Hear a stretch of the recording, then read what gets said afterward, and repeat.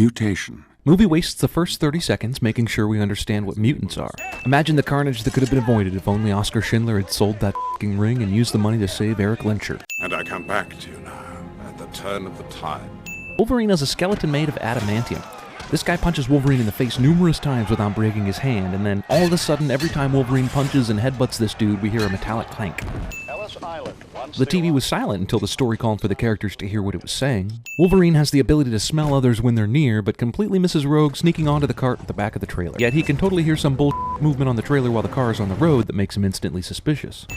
I saved your life! The producers of True Blood later saw this and said, yes, this is exactly the fake Southern accent we want. You know, you should wear your seatbelt. Arguing about auto safety when the car accident happens cliché. So we find out later that Sabretooth was here to kidnap Rogue, but how does Magneto know to send Sabretooth here? Like, he doesn't have Cerebro to locate mutants. Rogue was a stowaway on Wolverine's trailer. Wolverine pretty much drives place to place without any real direction. In fact, the very idea that he could find Rogue in Canada at all is amazing. This is one of the best wild guesses in the history of film. Now, where the f*** did these assholes come from? I guess Magneto is supposed to be so powerful that he can devote part of his mind to constantly controlling these desk toy clicky balls, but even if you could, why would you? Sabretooth had neither the time nor the opportunity to take these dog tags from Wolverine. This is Scott Summers, also called Cyclops. I wonder how many times Patrick Stewart accidentally called Cyclops Geordie during the filming of this movie. The students are mostly runaways, frightened, alone. And with ridiculous haircuts. Assuming you can kidnap and impersonate the pilot and the senator's aide, is the military not able to track where senators' helicopters go? Why is the girl who kills people when she touches them about to touch Logan? The way Magneto creates this bridge is cool, but it seems a bit unsafe walking across the bridge before it's even completed. Miss one tile and you're dead. Why did Magneto's powers turn Senator Kelly into Mr. Fantastic? You should go. How does Mystique impersonate a kid on the grounds of the f***ing school with super mind-reading powers Professor X on campus? I mean, it makes sense that he doesn't go poking around in people's minds all day, but he can't detect when a new brain enters a school? Why don't you just use it to find Magneto? I've been trying, but he seems to have found some way to shield himself from it. Yeah, but why can't Xavier find Sabretooth, Toad, or Mystique when they wander around outside of Magneto's fortress? Sabretooth was just hanging out in Canada with no metal helmet or anything. It would have been nice for Xavier to use Cerebro then, because Sabretooth went straight back to the lair. Storm, Cyclops, find it. Storm and Cyclops take off and go to the vehicle room, leaving Wolverine behind, but somehow he already has Cyclops' motorcycle and has already left the mansion before Cyclops realizes it. Where's my motorcycle? I wish I had that cliché. I suppose the professor can't mind read that Mystique is doing all this shit either, right? I mean, these are the same halls where he was playing around in Logan's mind earlier. Why doesn't Xavier's mind pick up a disturbance in the Force or something? Green is bad. Did the tiny frog mutant just completely compress another human being flat to the ground by jumping on him? You actually go outside in these things? What would you prefer? Yellow spandex? Haha, comic book inside joke. Mutant or not, it's a terrible idea to leave an entire boarding school full of children completely without adult supervision. Sounds like a storm's coming. Oh really? What was your first clue? Cyclops has no idea what the substance is that Toad trapped on Jean's face, so how does he know what sensitivity level to set his visor to in order to destroy the mysterious substance of unknown makeup but not injure her face? One of the most visible landmarks in the world, and no one notices all this commotion at the Statue of Liberty. Do you know what happens to a toad when it's struck by lightning? The same thing that happens to everything else. I know she's a mutant, but damn. That's all the blood that these 3 super deep stab wounds are going to produce? Sabretooth throws Wolverine up in the air and is somehow able to slow down his momentum in mid-flight. Jean, use your power. Try to steady him. Hang on to something. Wait just a damn minute. In the previous scene when they were all fighting in the gift shop, Jean literally used her powers to hover the enemy in the air and but now when they need to hover up someone to the torch, they have to use Storm's wind, and Jean only providing steadying support? Oh sure, when Logan touched Rogue, he was knocked out cold and woke up hours later in a bed, but when Magneto does it, he has full use of his powers back in 30 seconds. Magneto's plan is to change all the world's politicians into mutants so they won't pass an anti-mutant law, but it's pretty hard to believe that everyone would become a closet mutant after this, or that no one would report the strange, huge blue force field that crashed the largest single gathering of world leaders in history in one of the largest cities of the world. No one else who watches this broadcast notices Senator Kelly's weird yellow eyes. Doesn't it ever wake you in the middle of the night? The feeling that someday they will pass that foolish law. Seriously, Magneto's worries are pretty stupid. It's pretty clear how that whole humans versus mutants war would go if they ever passed some dumb law. DC Comics. Lincoln said that in his first inaugural address as our nation's 16th president. So, if you'll please have your tickets ready, we can begin the tour. Wait, what the f*** was the Lincoln lesson if not part of the tour? You mean I didn't have to be listening to all that shit? Discount Tiki Barber. I would never let anything happen to you. Obvious foreshadowing dialogue cliche. Oh snap, the X-Men got caught up in an improv everywhere performance. What do you need, William? Just your authorization for Special operation. Blackbriar. We developed the technology that built his plastic prison. So, plastic then? This is the last time we see Senator Kelly. I wonder if anyone else will miss him once Mystique stops being him for a few weeks. Probably just my long-lost twin brother. The less questions I ask, the better. No one stores their soda in the pantry, unless they like it warm or happen to have a script requiring the Iceman mutant to do something cute with his powers. Thanks. But now and then, every mother needs to get away.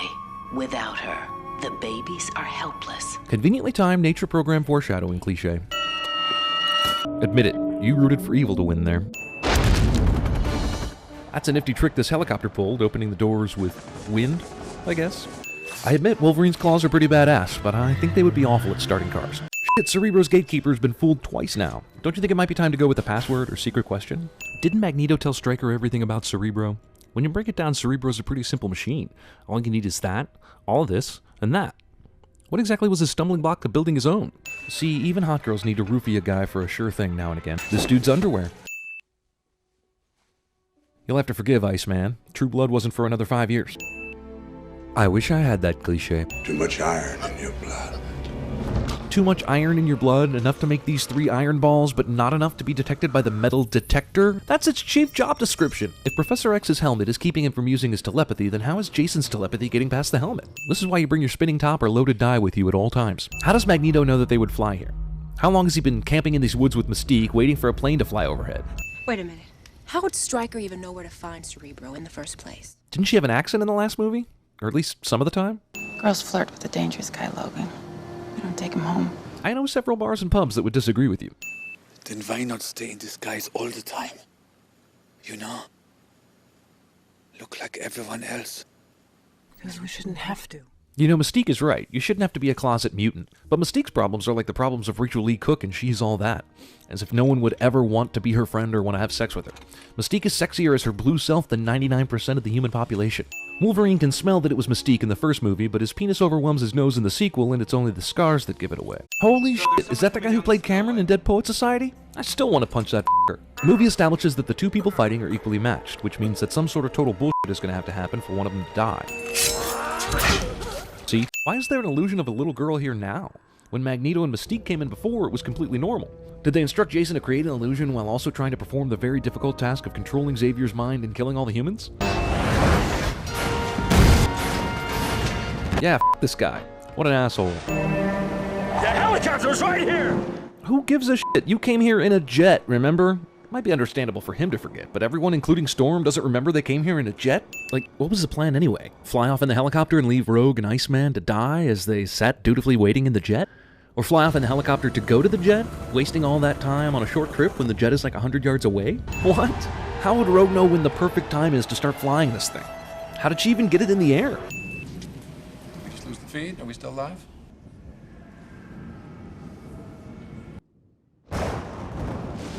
Cool scene, but what? Mutation. Movie ends with the exact same narration from the beginning of the first movie. Why would you use CG to make Patrick Stewart look younger? An actor who looked exactly the same 20 years ago as he does today. How are you going to reconcile this now that First Class came out and showed us that Charles and Eric parted ways as young men? I mean, I know everyone wants to forget this movie, but you can't just ignore shit that happened in it if you're going to bring back the old cast for Days of Future Past. Okay, levitating all the cars and the lawnmower, but why bother with the water coming out of the hose?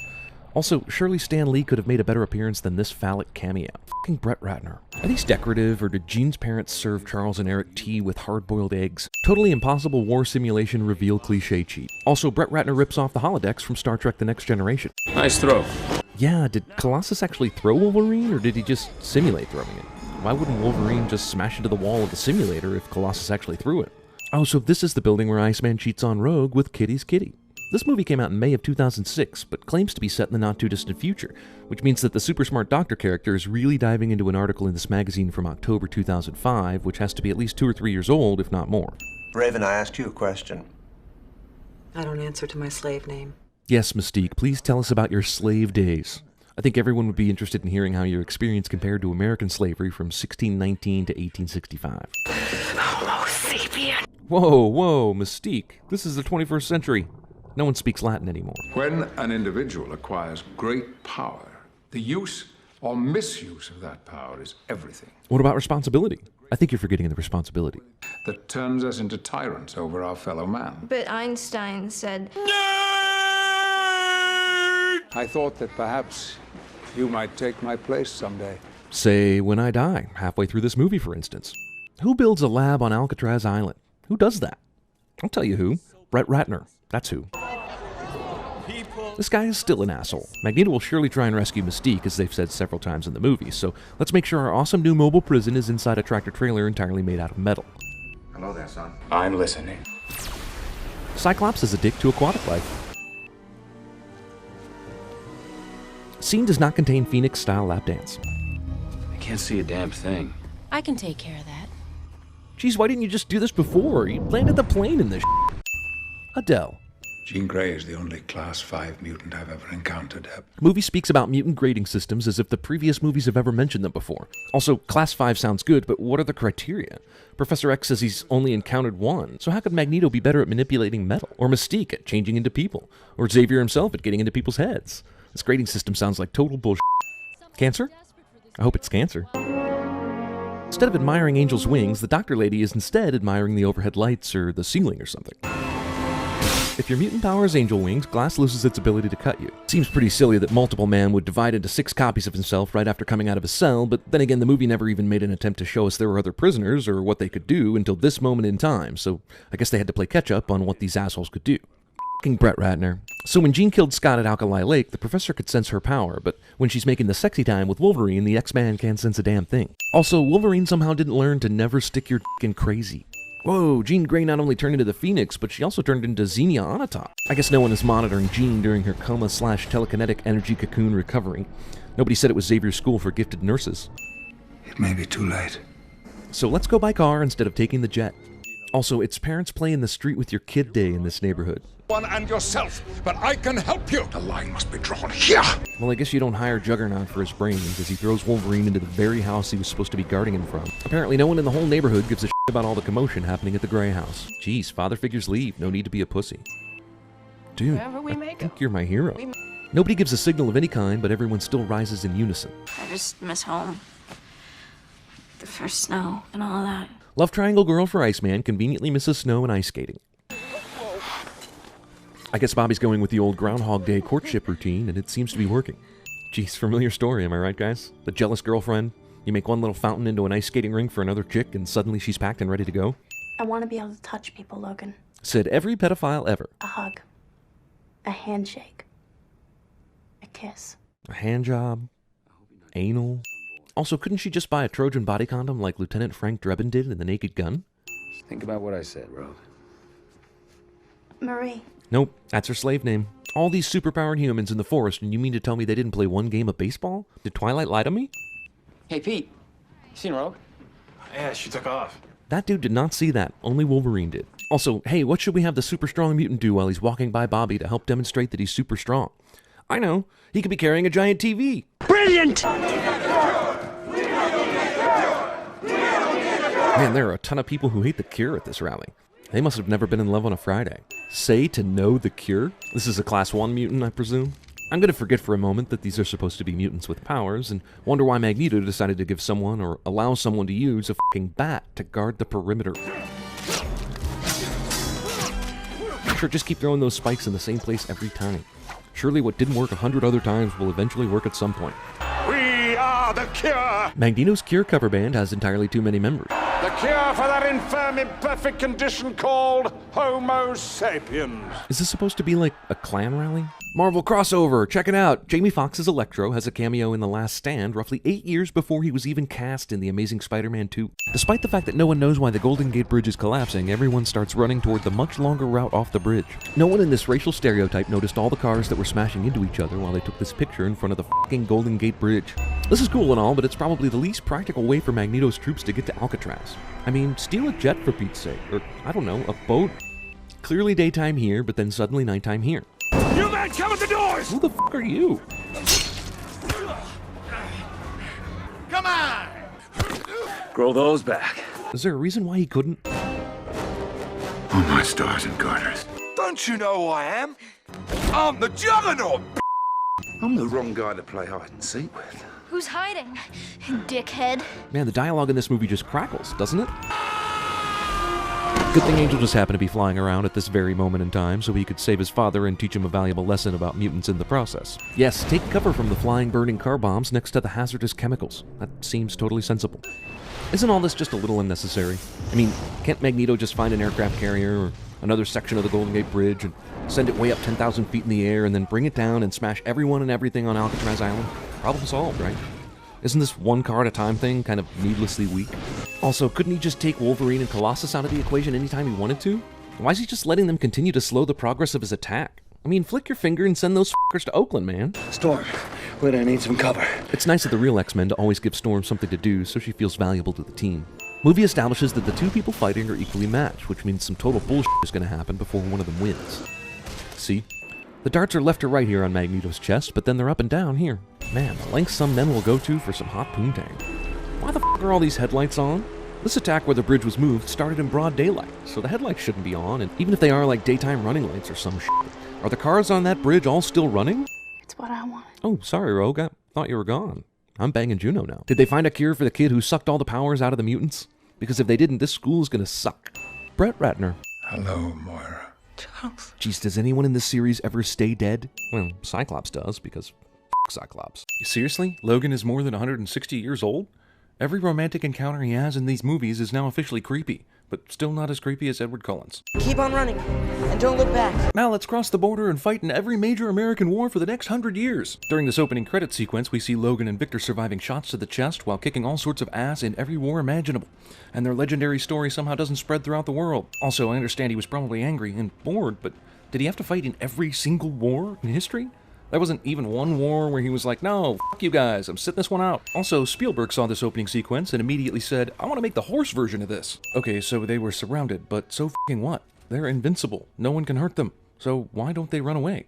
Or do they know that Stryker's going to offer them a special ops job once they're thrown in jail? Movie rips off the evil mentor recruits the hero while he's in prison thing from Batman Begins. I'm having Blade Trinity flashbacks, and he didn't even use a sword in that movie. I'm not saying this mission calls for them to be more covert, I'm just saying that even if they weren't on a particular mission, since they're in Nigeria, it might behoove them to be a little more covert in general. Why are we here? All in good time. You really need to be kept in the dark that we're looking for this super rare, indestructible metal.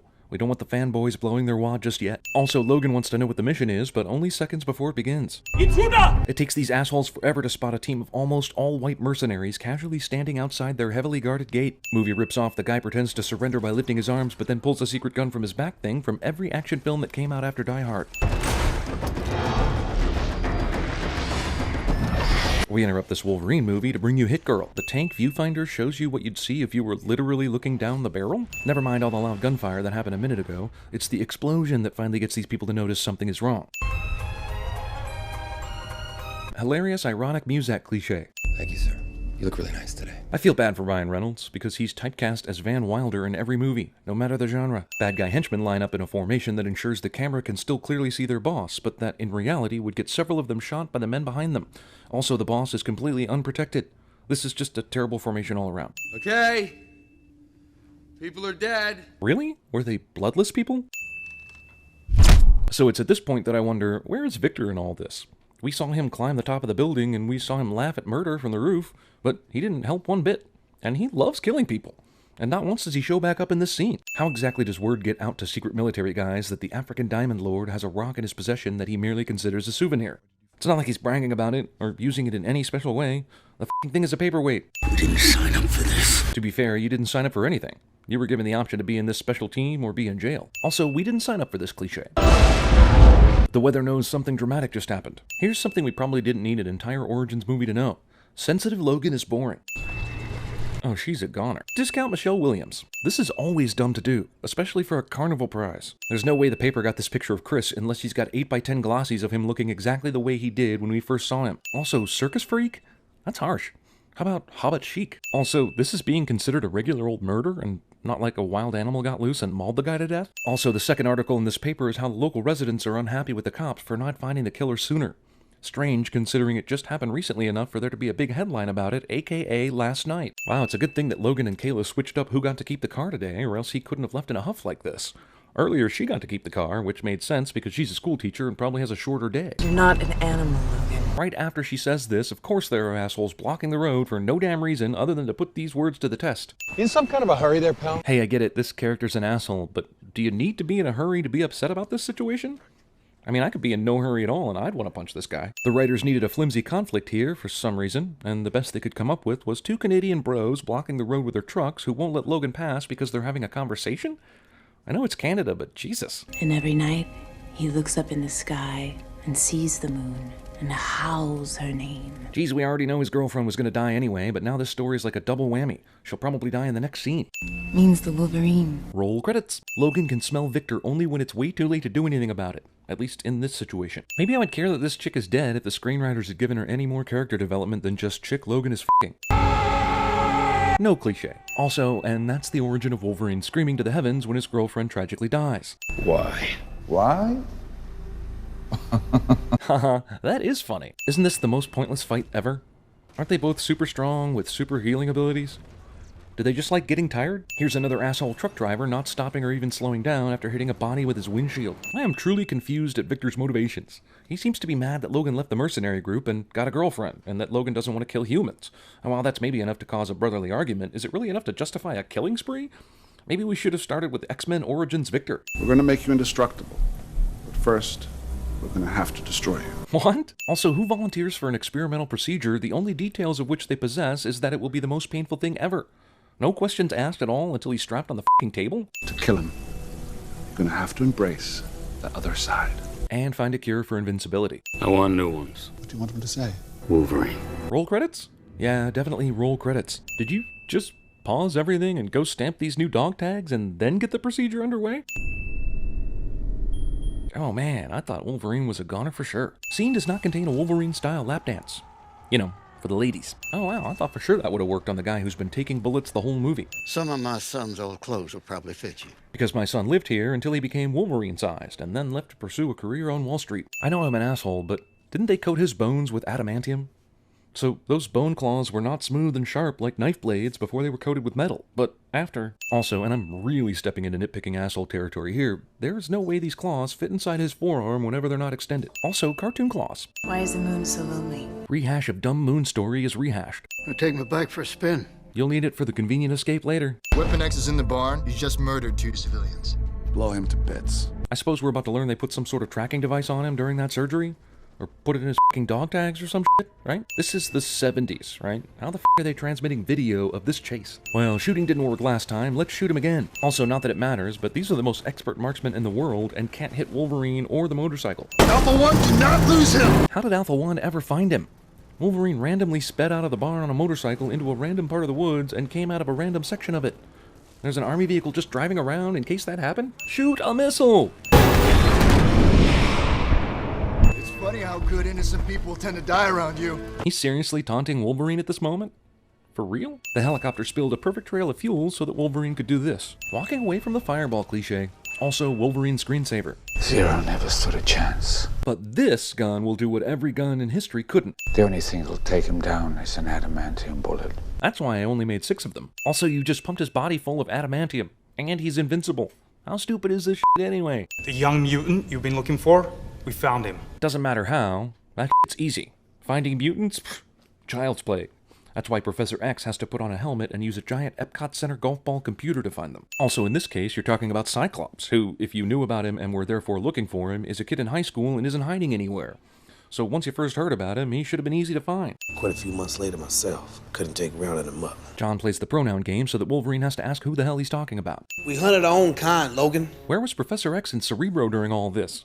Surely he could have seen the mutants killing each other and want to do something about it. Just what this movie needed. Fat bastard. Is there even a stretcher big enough to take this guy out of here? It ain't him I'm worried about getting out of here on a stretcher. Well, Wolverine is made of adamantium, so there's no suspense where this scene is going. This movie expects me to believe that a no-shit-taking Wolverine is going to put on boxing gloves and have playtime with someone he's interrogating. Did these f***ers even read a comic book before writing this thing? The only reason Stryker is at this school is so we can have a cool scene where we find out he's working with Victor. It's not like he was needed in order to capture this kid. It's not like Victor wasn't hunting mutants on his own the entire rest of the movie. What's the island? Multiple choice answer. Is it A, one of the more forgotten Michael Bay movies from the 2000s? Compared to the rest of his body of work, it's not a bad little film. Is it B, definitely not whatever Sean Bean told you it was? Is it C, a landmass completely surrounded by water? Or D, all of the above. What's the island? It's where Stryker takes him after Victor's caught him. They must teach the pronoun game to these guys. Wait a minute. Takes who? Logan really should know what Fred is talking about, despite his insistence on playing the pronoun game. John told him about how he used to round up mutants 5 minutes ago. What's Stryker up to, Fred? What's the end game? He's taking their powers. How the f*** do you know this all of a sudden? You just said some people say he's doing experiments on them there. The rumor is that Stryker's doing experiments on them. They're Coming with you, Logan. There's no redemption where I'm going. I ain't asking. I'm coming with you and you can't stop me, cliche. This Bourbon Street scene does not contain a Mardi Gras. The escaped prisoner they're looking for is in the first place they look in New Orleans. Also, if you were put on an island prison where they did experiments on you and stuff, would you just go back home and be this easy to find? Also, no one would ever play poker with a guy who can do this kind of stuff with cards. Especially not Daniel Negreanu, or even a character played by Daniel Negreanu. You shouldn't have done that, because now I'm gonna kill you. With what? You know this guy's practically invincible, right? You're gonna punch him to death? I'm calling bullshit on this fight right here. Victor just senses where this guy's gonna pop up next. He wins not by strength or fingernails or superpowers, just good guesswork. And it's not forgiven just because you have Victor say you're predictable right afterwards either. Wait, this asshole ran back 2 blocks away from the fight just so he could jump up on the roof and run and do this jump thingy? You're gonna die for what you did to her. Then do it already! Victor! Gambit chases after Wolverine because he stupidly thinks that he wants to take him back to the island, but he allows Victor to run away, a man he should know extremely well and would want to kill. Wolverine is a dick to fire escapes. Man, the NOPD really doesn't give a shit, do they? This is f***ing Bourbon Street, and we still haven't seen one cop investigate the dude who got thrown through the wall at a jazz club. So you're gonna take me to this island where I can kill Creed, Stryker, and pretty much everyone you hate in this world. You could have helped me kill Creed a minute ago, but you decided very stupidly that I was the bad guy in this situation. Cool, evil guy is evil scene, but he said we know about your son. It's not like your problem is solved. Other people also know. It's not like no one will miss the 4-star general, but whatever, evil guy is evil. There it is, the island. 3 Mile Island. Wah, wah. I want to know why. I needed your powers for the pool. The script just hit a world record for having a character say something vague that requires the other character to ask what the hell they mean. My son was the first piece of the puzzle. Logan, you were the last. Well, no, Cyclops was. You kidnapped him after you gave Wolverine his adamantium and he escaped the facility. Also, let's talk about Stryker's plan. He wants to locate dangerous mutants and create Deadpool, a controllable super mutant with the strengths of all those mutants. But aren't Logan and Victor already pretty damn indestructible on their own? Without all the other mutant powers and even without the adamantium? I've learned that nothing motivates the men in your family like revenge. Kayla knew exactly the time to show up in order for this to be dramatic. They gave me a shot of hydrochlorothiazide. A drug that in no way can make healthy people appear dead, but that's not important right now. Did you know that her sister has diamond hard skin? Now, we're in no way saying this is Emma Frost, but we're strongly implying it, and it makes the Emma Frost appearance in X-Men First Class all the more head-scratching. I thought you were the Moon and I was your Wolverine. But you're the trickster, aren't you? So then, who would be the Moon in the story? Well, now that I know the truth about Kayla, go ahead and keep creating your super mutant that kills other mutants, Stryker. I won't get in the way. Your little mind games don't work on me. But why? That ought to hold him. Activate Weapon 11. The bonding process isn't complete. The bonding process isn't complete yet, cliche. I can't say I know a lot about Deadpool in the comics, but I can say that every Deadpool fan I know hates this movie for what they did to Deadpool. Are diamonds bulletproof? Jesus, we're still in the 70s here, right? Pristine quality video from rotatable security cameras displayed via a custom software interface? The fuck? Wait, what? Deadpool kicked Wolverine out of the warehouse here, and then we cut to Kayla, and now suddenly Wolverine has this giant f***ing head start up the smokestack? Professor Ex Machina. Also, Charles waits until after Cyclops is captured, thrown in prison, and begins to escape to finally talk to him. Why does Deadpool even bother with punching and kicking when he has swords and Cyclops power? Also, sure, he can teleport, but shit, guys, there are only 2 places he can stand and attack you from. Just start flailing your claws in front of you and you win. His brain may heal, but his memories won't grow back. Well, that certainly sounds scientific, so I'm inclined to trust you on this one. This doesn't change anything between us, Victor. Except the part about how I came here to cut your head off and ended up saving your life, helping you up, and generally brewing out with you in the last 10 minutes. The f*** has this asshole been? He got here just in time to be useless. It's not like Wolverine is gonna die from falling debris or anything. Also, what would splitting the piece of smokestack in half actually do? There would still be rubble that should hit Logan, considering how close it was to hitting it. Instead, not even anything that amounts to gravel comes down on his head. I guess that second bullet is for Cyclops' memory as well? But that would make us no better than you. That would make us no better than them, cliche. This is the movie saying, yeah, all that bullshit you just saw is actually canon somehow. And also, f*** you. Funhouse face Patrick Stewart. You're safe now. God knows what I would have done without Wolverine looking for his revenge and breaking you out of here, or why I allowed this to happen in the first place, but everyone get on the helicopter. Also, how does everyone fit on this helicopter anyway? Can't quite put my finger on what's wrong with this scene of mutants running towards Xavier in his helicopter, but it might be that everything in it looks fake as shit. Where the hell am I? Phew. Good thing for Stryker that memory loss guess turned out to be accurate. Bullshit mid-credits villain gets his comeuppance scene. 2 end credit scenes? Jesus, this movie really thinks highly of itself, doesn't it? I've got to admit, this was no surprise at all. 48 seconds of logos. Primary villain enjoys tea, being evil, and watching all this from a window above cliché. I always believed I couldn't be the only one in the world. Thieving child Mystique picks the one mansion in the world where another mutant lives. In fact, you never have to steal again. Because my asshole parents are really cool about shit like that. No! German Revenge of the Sith. So he impressed the Doctor with his abilities and then what? He just escaped after that? Or the war ended and separated them? It seems like someone such as Sebastian Shaw would have been resourceful enough to keep the metal-controlling boy in his grasp while he escaped Germany, in case you confused it with Oxford University, Switzerland. Newman? Xavier has hot, transforming Mystique in his grasp and hits on any other woman. God, I don't know what's gotten into you lately. You're awfully concerned with your looks. Charles has no idea how girls work, in case you confused it with Las Vegas, Michigan. Oh my god, this is the worst secret room activation button hiding place ever. I bet half a dozen strippers reveal the secret room each night just on accident. Secret bad guy meeting room conveniently has an office with no one in it so that the CIA chick doesn't get caught immediately. In a secret office that takes the precaution of also having a secret bookcase that leads to another room, important files are just left out on the desk for any asshole to find. Tornado pushes him directly into the secret bookcase door and slightly opens it so that Moira can see everything. Also, every bit of action Moira needs to see now occurs in sight of this small opening. Impossible to find guy lets his picture get taken and put on a bar wall in Argentina. I'm looking for my creator. This guy kills one of the men in the photo with Schmidt. That's just stupid. At least ask him what he knows first. Damn. Jennifer Lawrence isn't my girlfriend in this scene. Rose Byrne isn't my girlfriend in this scene. And January Jones isn't my girlfriend in this scene, in case you confuse it with Miami, Oklahoma. Der kleine Eric Lenze. Come on, his power is energy absorption, not recognizing grown men after having only seen them as little kids. Hank? You didn't ask, so I didn't tell. Don't ask, don't tell reference cliche. This televised newscast in the 60s is being transmitted to Shaw's submarine in pristine, practically HD quality. Man, even in the 1980s, you couldn't get reception like this, even if you lived right next to the broadcast tower. And where is this submarine right now? Oh, it's just here. I mean, The Russians made me this. I decided to keep this helmet down in my escape submarine that I didn't know I was going to need until Magneto wrecked the yacht. I know Magneto's helmet is iconic, but this movie is saying telepaths can only enter the brain via part of the head that has hair on it. And that this needs ice. Fetch me some. Shaw's a dick to the chick he's dicking. Whoa, whoa, whoa, you are not going to take her blood directly over a plate of delicious Twinkies, are you? That's just reckless. Also, someone took one bite out of a Twinkie and put it back with the unsullied Twinkies. That's a party foul.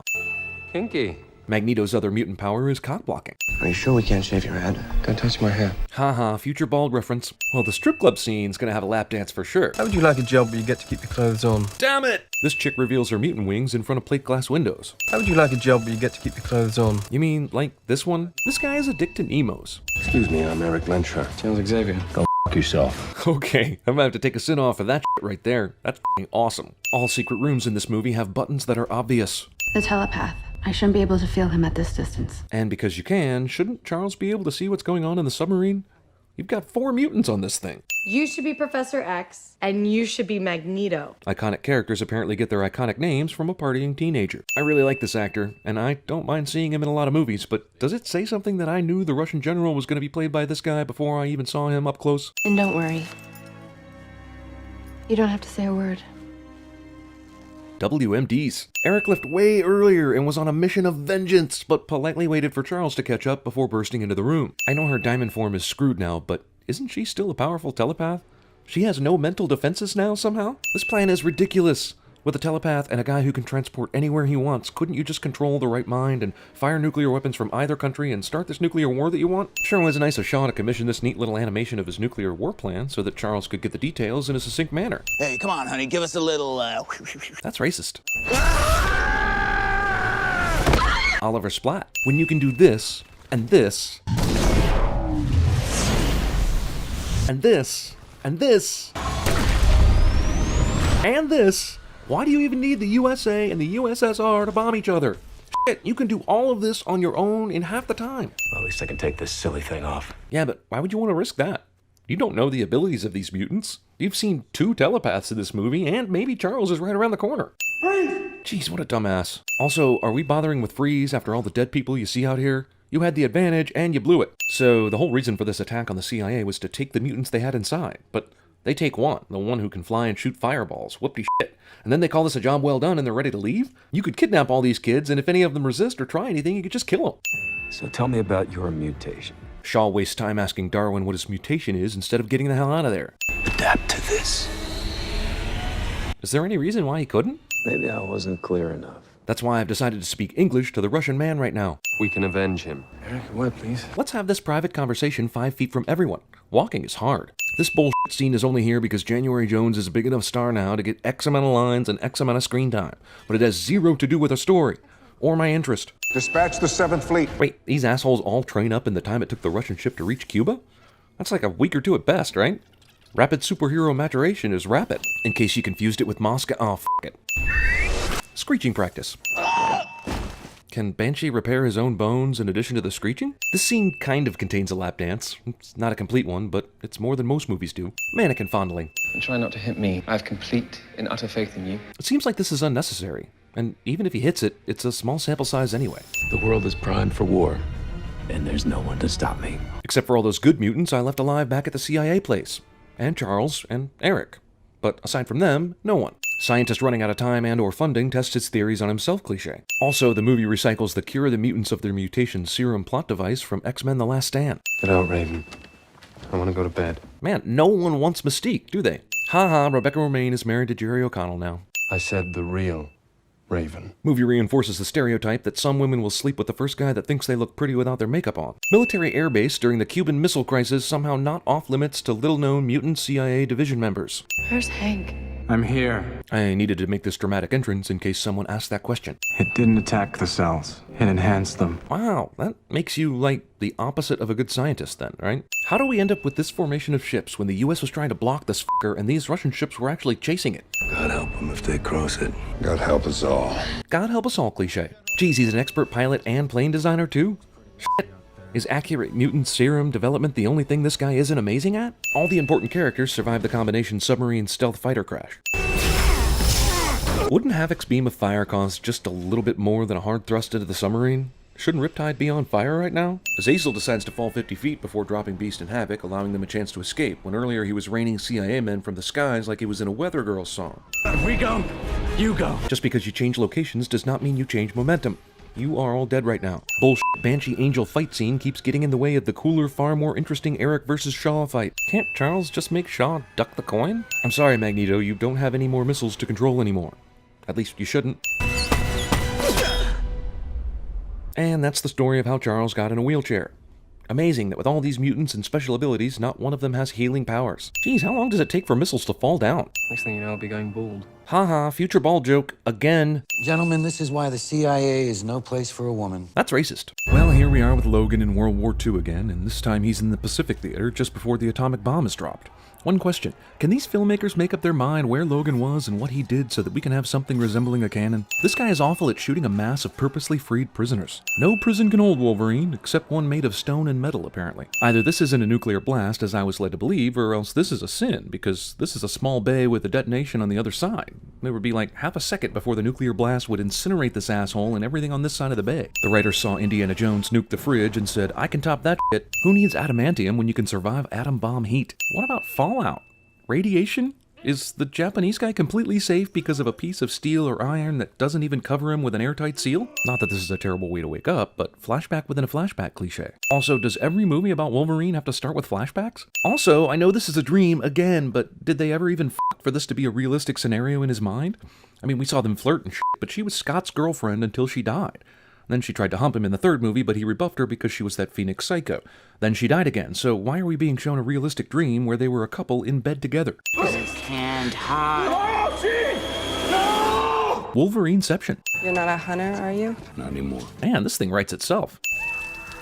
Angsty hero tries to live a private life of solitude, but keeps bumping into people who need saving cliché. Also, don't go to all the trouble to show him living in a crevice in a f***ing mountain near a remote Yukon town if you're just gonna wipe all that away by putting your plot-propelling victim scream within earshot of said crevice. So he's trying hard to be left alone and go unnoticed, but the death of a f***ing bear sends him over the edge and he just has to have revenge? Is this Wolverine or Brave 2? Or give evidence that the guy he's looking for is in this bar? You can hear the music thumping outside the bar, but when Wolverine walks in, it's quiet enough that people can have a quiet conversation inside the bar. Also, the girl who's been spying on Wolverine knew that he would emerge from the woods tonight and go to this drinking establishment to avenge his bear friend's death. Which last I heard was illegal. Arrow Sheriff. Logan turns over a shot glass with a tiny amount of liquor in it, but then the next cut shows a lot more booze flowing over the wound. This sword is hundreds of years old. It was named Danzan by the first samurai who used it. Movie thinks if the sword is given some sort of backstory, it will have Tarantino-esque credibility. Like so. And packed him back. And naturally, Logan, being the sort of person to let complete strangers tell him what to do, goes with her. Getting a tab.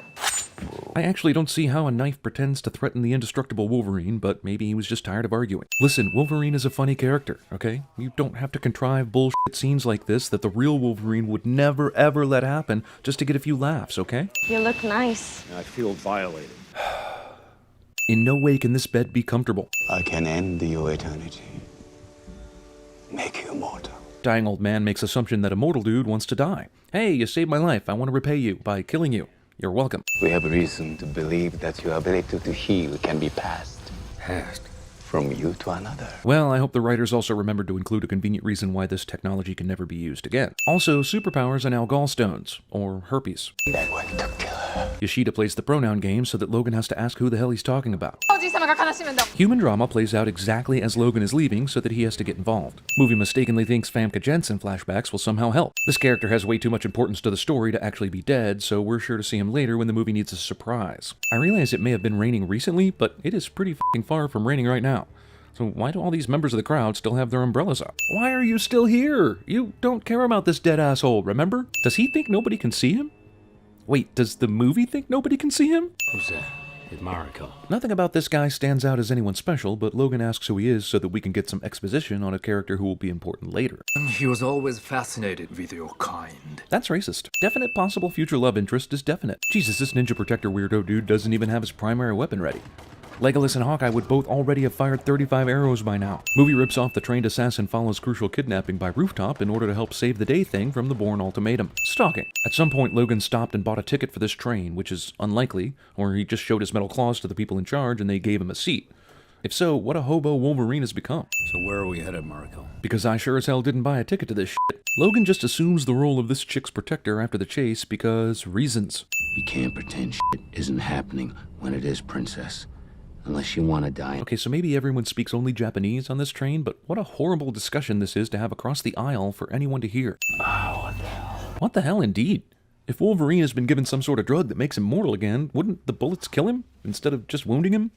I sure hope this isn't going to be one of those we were only able to do half the procedure type deals that are ultra convenient. Yakuza guys managed to find a way to the exact train Wolverine and Mariko hopped on, even though they were way behind earlier. Also, these guys brought guns to a claw fight. Hero fighting on a train looks up just in time to see something that will decapitate him, cliché. Hero fighting on a train looks up just in time to see something that will decapitate him, cliché, again. Video game action sequence. What are you still doing here? I thought you were done being the hero. Jean Grey is the hottest annoying ghost in film history. Come to me. Jean Grey gets the preposition wrong. He's just a man now. His flesh is weak now. Yeah, now when Logan gets multiple gunshot wounds, he can only stand up for 12 hours before someone finally needs to take him to the hospital. What a pussy. I don't expect you to understand. You're not Japanese. That's racist. I see Mariko took hiding out lessons from Sarah Connor and makes a phone call that endangers both Logan and her. We now take you to the lumberjacking portion of this movie. Please. Take it. Can you offer the gift after you get out of the well? This movie feels like we're in the 9th season of a TV show called Wolverine and they've run out of ideas, so they make him go to a faraway country and he learns existentialism. One way to get Jean Grey out of your dreams is to start kissing Asian girls you hardly know. Or not. The bad guys were able to kidnap Mariko without alerting Logan. What, are the Yakuza guys ninjas now? I need to tell you something. Do it. No. So she just drives all this way without going ahead and telling him the something? Logan. Well, I'll be damned.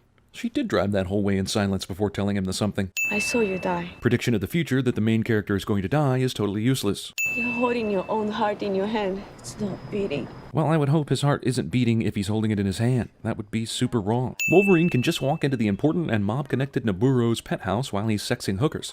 Get out. Record scratch noise and the music goes off when the main character interrupts a party cliché. English! That's racist. Wolverine straight up tries to murder a dude. I need to tell you all this because it's important to know why you're going to get slapped. We interrupt this Wolverine movie to bring you The Last Samurai. Ninjas who silently and stealthily kill all the other people in the compound without raising any suspicion swarm in an obvious visible pack prior to capturing the one guy they actually came here for. A viper. Discount Poison Ivy. These assholes walk right past a dead f***ing body, but the slightly ajar door is reason to pause with concern. Was smashing through the glass necessary? I don't know what that green spit she put on the pen was, but the pen stab to the neck alone didn't kill this guy? Yes, let's waste time in a Wolverine movie trying to make the audience think the main character's gonna die. Again. Ridiculous samurai sword fight in a home medical facility somehow doesn't damage any of the crucial medical equipment. Live with that. Movie makes sure the bad guy attacks the good guy one last time so the good guy's morally justified in killing him. 2 shots of Logan stopping his motorcycle in the snow to look at his destination within a minute and a half of each other.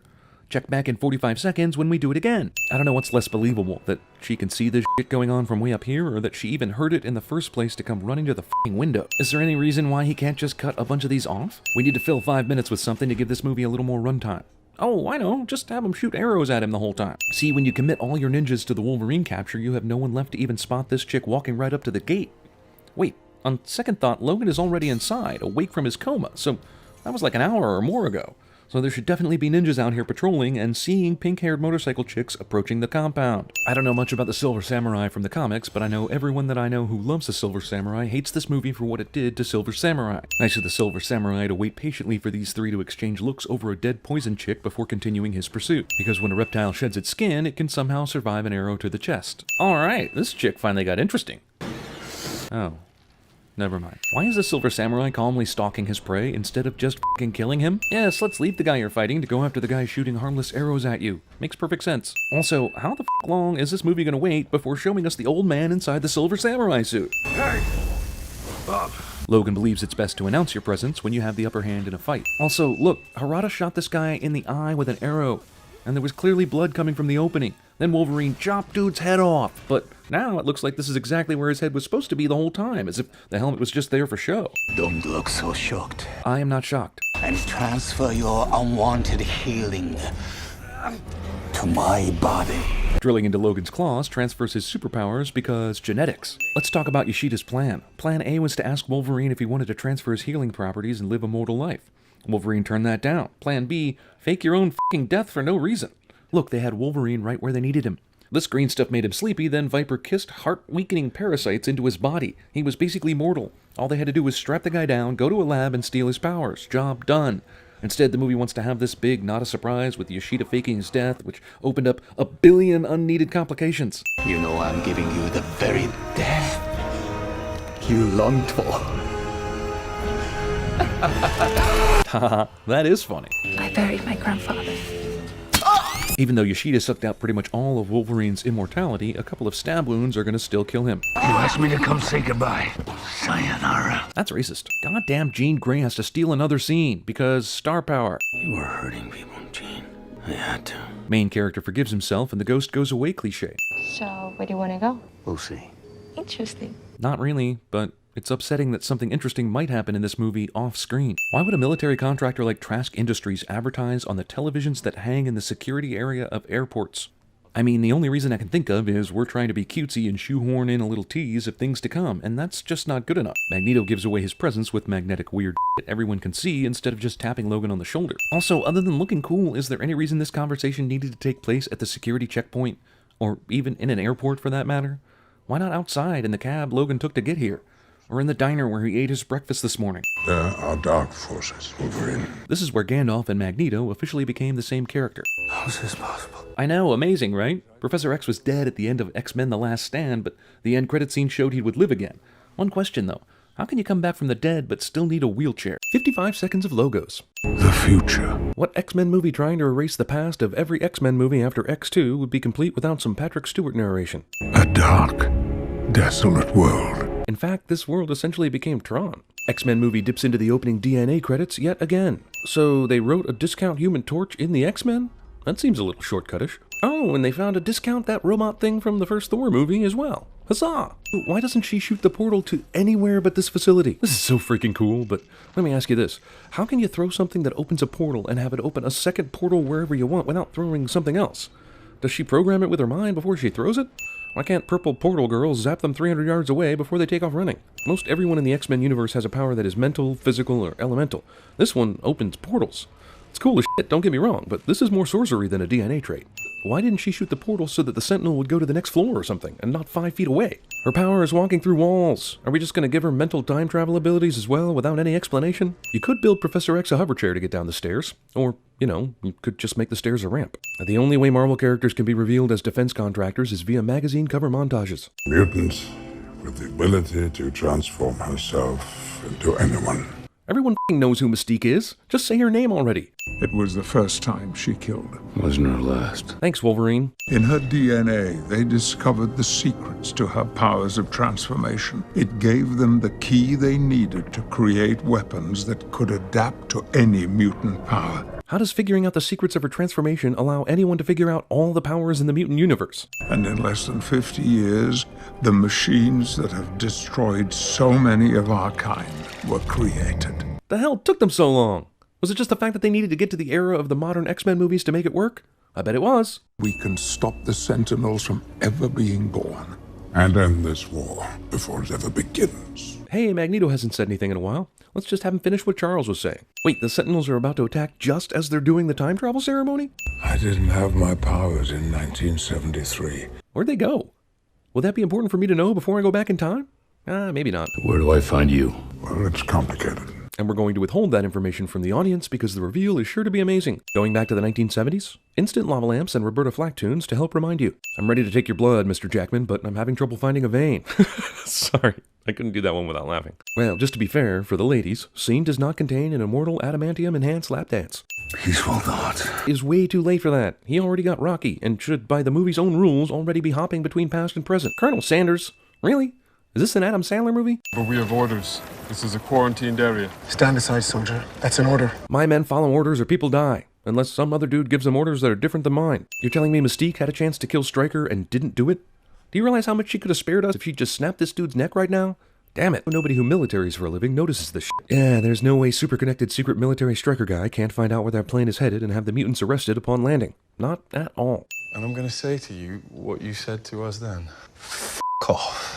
Actually, he said, go f*** yourself. But I guess you can't expect this franchise to keep track of itself, especially since this entire movie is just an excuse to wipe out half the movies it's produced. I designed the serum to treat his spine, derived from the same formula that helps me control my mutation. Seriously? The serum that helps you control your mutation is in any way related to fixing spines? The f*** out of here. He's just lost too much. So how the hell did he ever get out of this funk in the original timeline without Logan here to break him out of it? Let's see, a joint in the ashtray, multiple bottles of liquor, too many candles for a dude, and a picture of Jennifer Lawrence. Yep, that's all the vices. Previously in a better X-Men movie. Oh, so he's in an inescapable prison under the Pentagon. Why couldn't you dicks just say that before? Also, how did he get out of prison before Logan went back in time?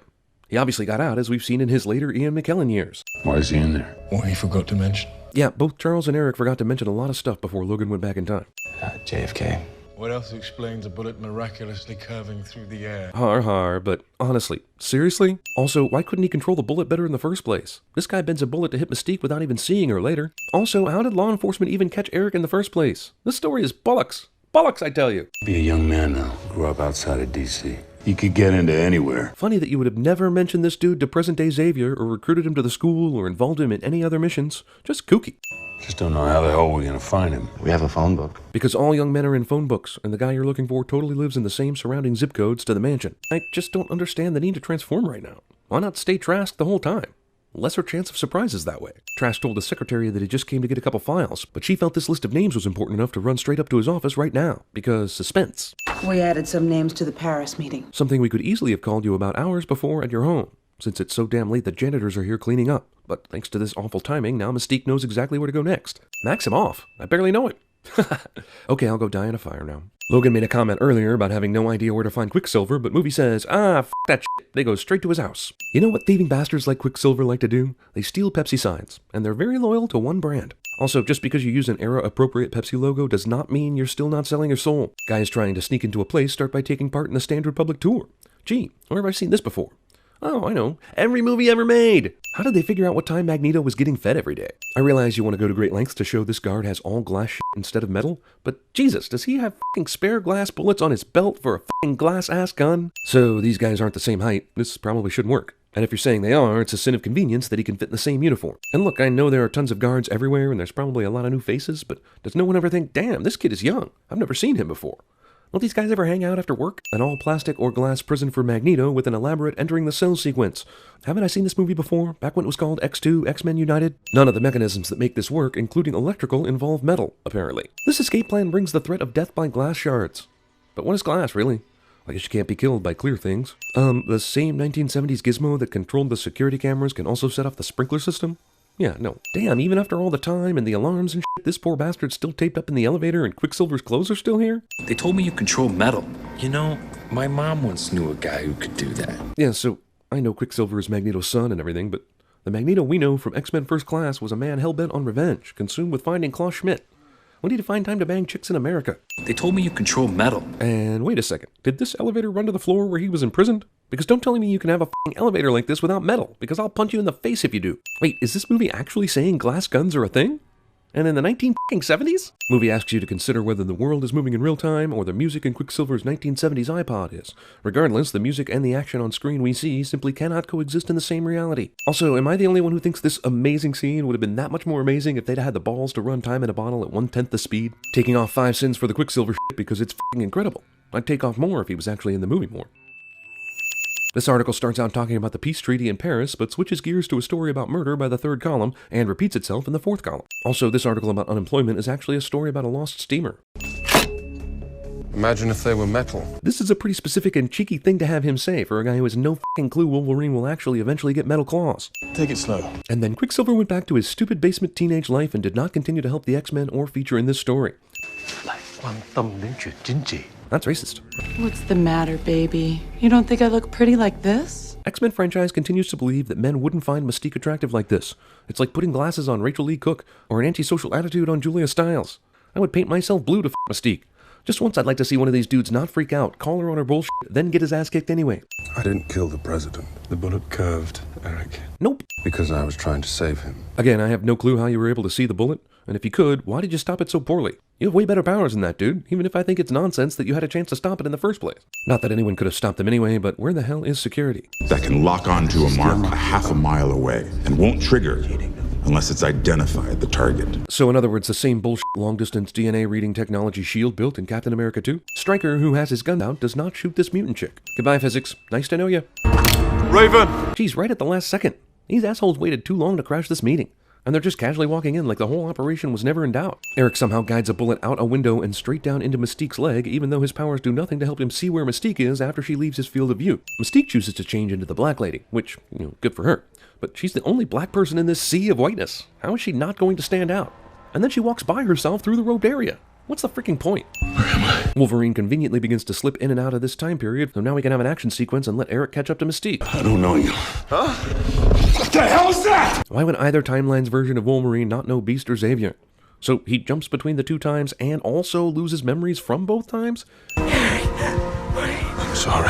What the f*** is he waiting for? All these cars get pulled by Eric's magnetism, but not the stoplights, street signs, light poles, news cameras, police officer metal accoutrements, or any other metal things. I got him. Just in time for the big action scene to be over. Excellent. He would have come in pretty handy during that fight, too. We have to get out of here. Yes, the front door is definitely your best option. Terrible Nixon lookalike is terrible. Off the record. Damn it, you just couldn't resist making an easy Nixon recorded everything joke, could you? Movie features enough pointless dog humor, you'll swear Michael Bay directed it. Our best defense are these giant metal robots? Yeah, because you're in the Marvel Universe, where everything has to be giant metal robots. C'est horrible. Quoi donc? Être né comme ça. Mystique is saddled with an extremely chatty nurse who needs to comment on how bad it must be to look like Mystique. How did you find me? You taught me well. Eric must have taught her, when looking for someone, go to a random spot in a busy-ass subway system, and that person is bound to show up. Also, isn't Eric's face everywhere on the news?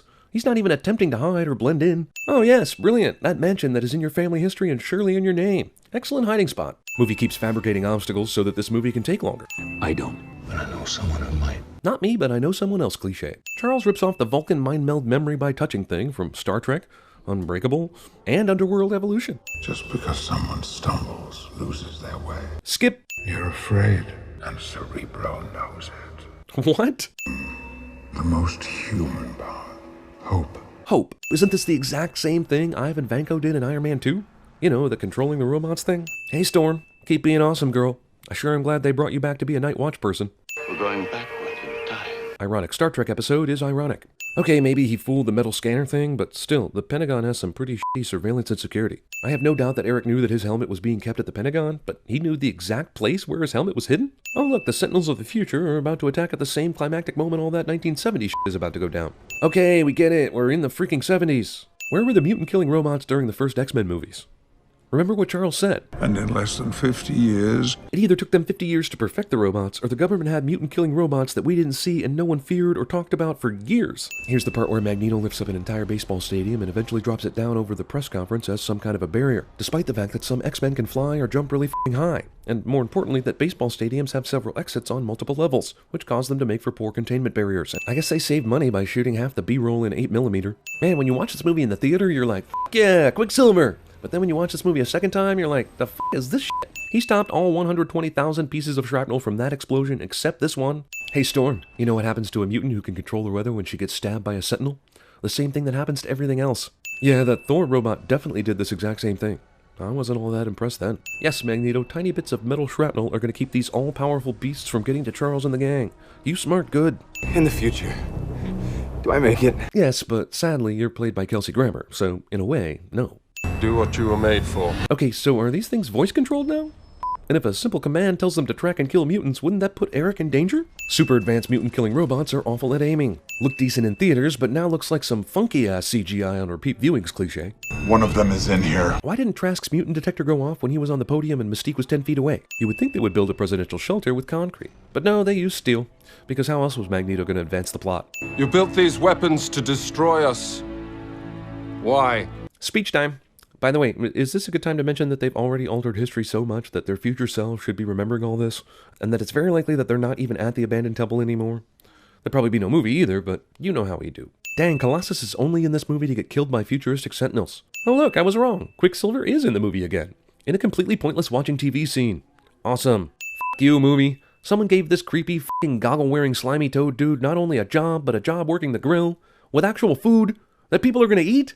And fear for too long. Coolest battle in the movie is relegated to voiceover and swelling music montages because, you know, the past is more important. Jeez, finally. Where the hell is the real Nixon then? Charles finally gets his slow the world down and do what you want powers back, right when it basically only matters a little bit now. Shouldn't Wolverine be dead by now? How long can that motherfucker drown before he dies? We know for a fact Mystique drops the gun, but only then does the future change. But the future doesn't need to wait for this, does it?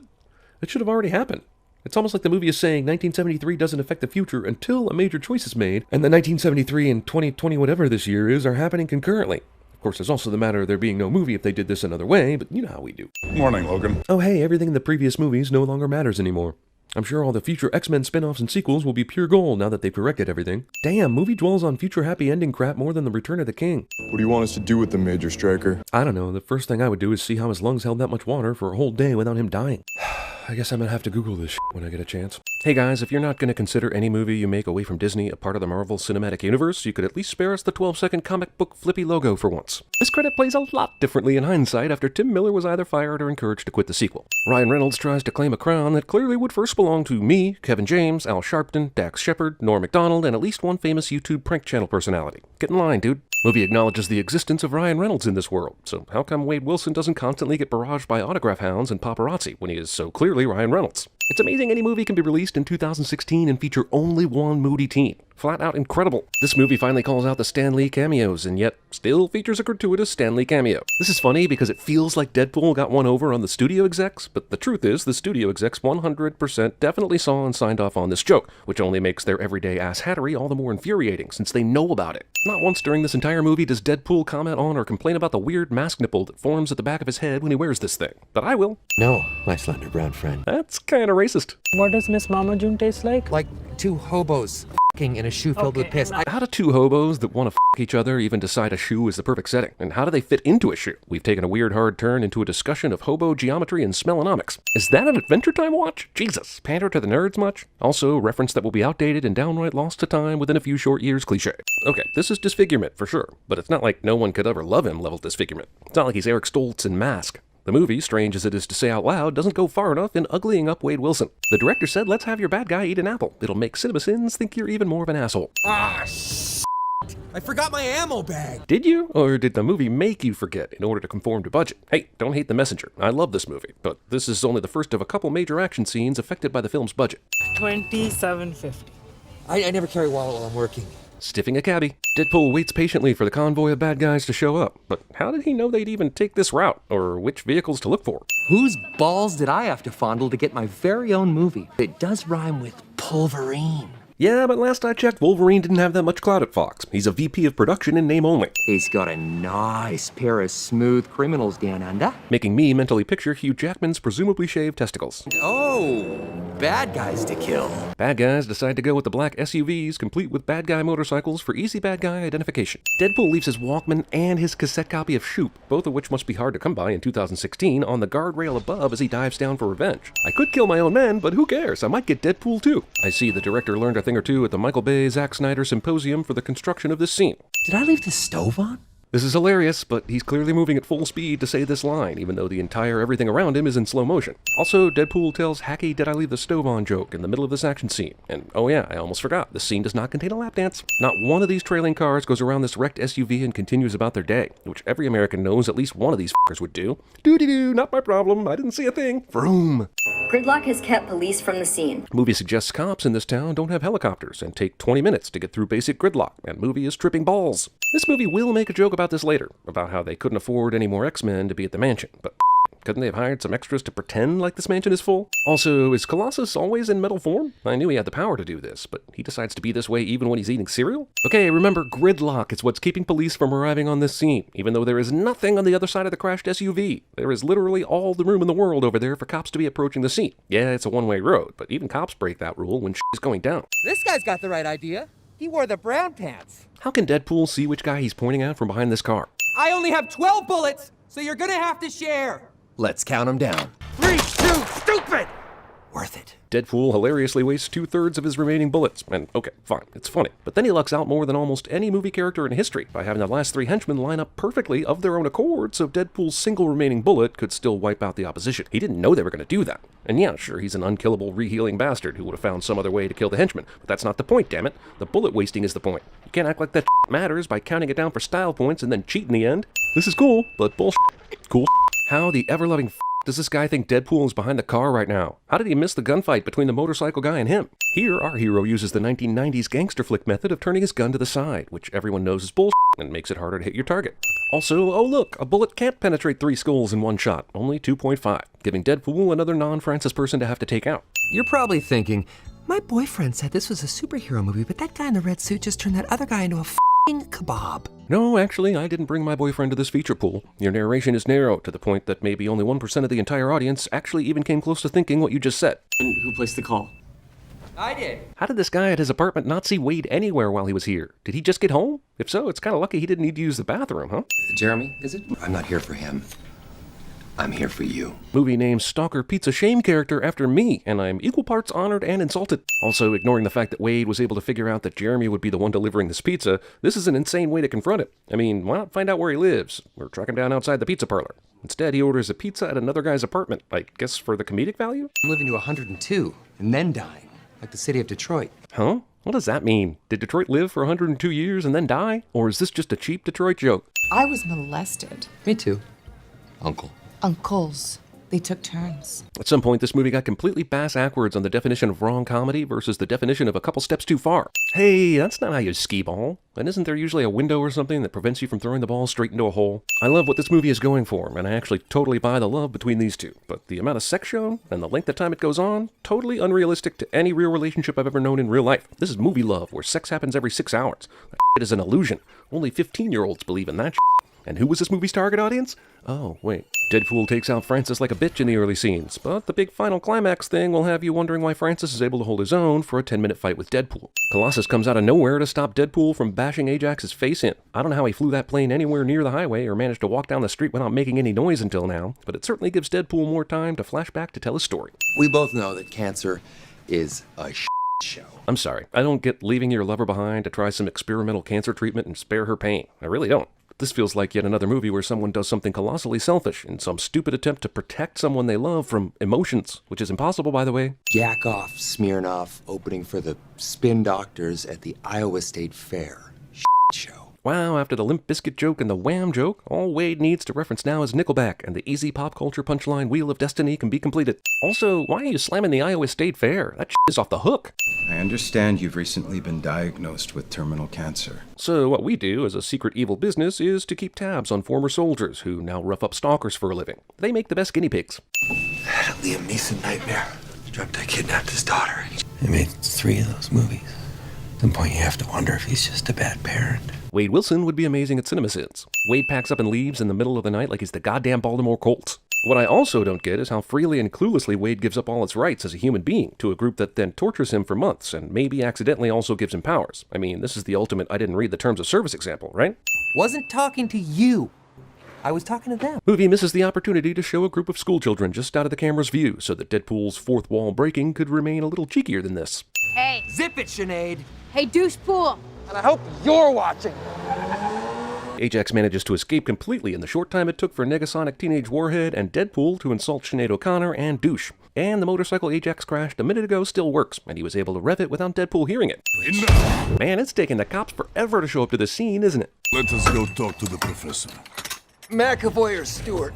These timelines are so confusing. No, seriously, it's weird when Deadpool makes jokes like this. It sort of undermines almost anyone's motivation for doing what they do in this movie when the main character is acknowledging it's a movie. It's also funny, so you can see the bind I'm in. Deadpool intentionally breaks all his hands and feet in fruitless attacks on Colossus, then saws off his hand to escape. My question is, what happens if he falls and splats on the street, instead of lucking out and falling into a moving garbage truck? Doesn't Colossus easily collect him and take him prisoner? During the entire time Wade cuts through his own arm, Colossus just sits there and watches it for some reason. Movie's torture sequences make Zero Dark 30 blush. Snag the dry cleaning tag off your lab coat. Where the f was that tag so Wade, who is strapped to a hospital bed, could steal it so easily? Well, sew your pretty mouth shut. Har har, reference to that other terrible movie where Ryan Reynolds played Deadpool until he stopped mid-movie in protest. Also, why wouldn't Ajax sew his mouth shut at this point? Is he worried about the fan backlash? For this scene, the director just asked Ryan Reynolds to recall how he felt after seeing the first cut of R.I.P.D. So the neck head restraints here didn't prevent this headbutt? What could he possibly have done to hurt her? Yeah, he's stronger now, but he's still restrained, and she's also a mega mutant with unbelievable strength, so shouldn't this feel more like a love tap? Ah, and now we instantly learn this girl's always has a match in her mouth is just an excuse to let Wade escape this rescue Dawn prison. And if she does literally always have a match in her mouth, how and why would she not notice its absence after a move like this? Shouldn't she be instantly saying, where's my fucking match? Did I drop it? I know I had a match in my mouth just now because I always do. And other shit like that. Thumb ignition. Well, looks like somebody saw Irreversible. And someone saw Eastern Promises as well. Remember, this is a fight between a guy with super sharp reflexes who can feel no pain, and a guy who can feel pain but heals no matter what. Meaning, if you think about it too much, this fight loses all meaning and impact. Wade. No way around this fact. Wade killed his buddy Cunningham. Francis, who experimented on this dude to make him magic, leaves him for dead in a warehouse fire, because Francis is the worst kind of stupid. Overconfidently Bond villain stupid. And after rising from the dead and finding himself still alive and Wade does not immediately go to his lady. Instead, he stalks her briefly, then goes to his wisecracking bartender friend. You look like Freddy Krueger faced a topographical map of Utah. And you sound like the director just let you riff for a few minutes and somehow picked the worst riff of the bunch. I put all my money on you, and now I just realized I'm never gonna win the Deadpool. Even though it's been said a couple times in this movie, this is the true roll credits moment. Salsa water and lemon for blood. Or wear red. Dumbass. She's blind though, right? She smelled the blood? The f***? Regardless, how the hell does she know his clothes aren't already red? Does blood not stain red shirts?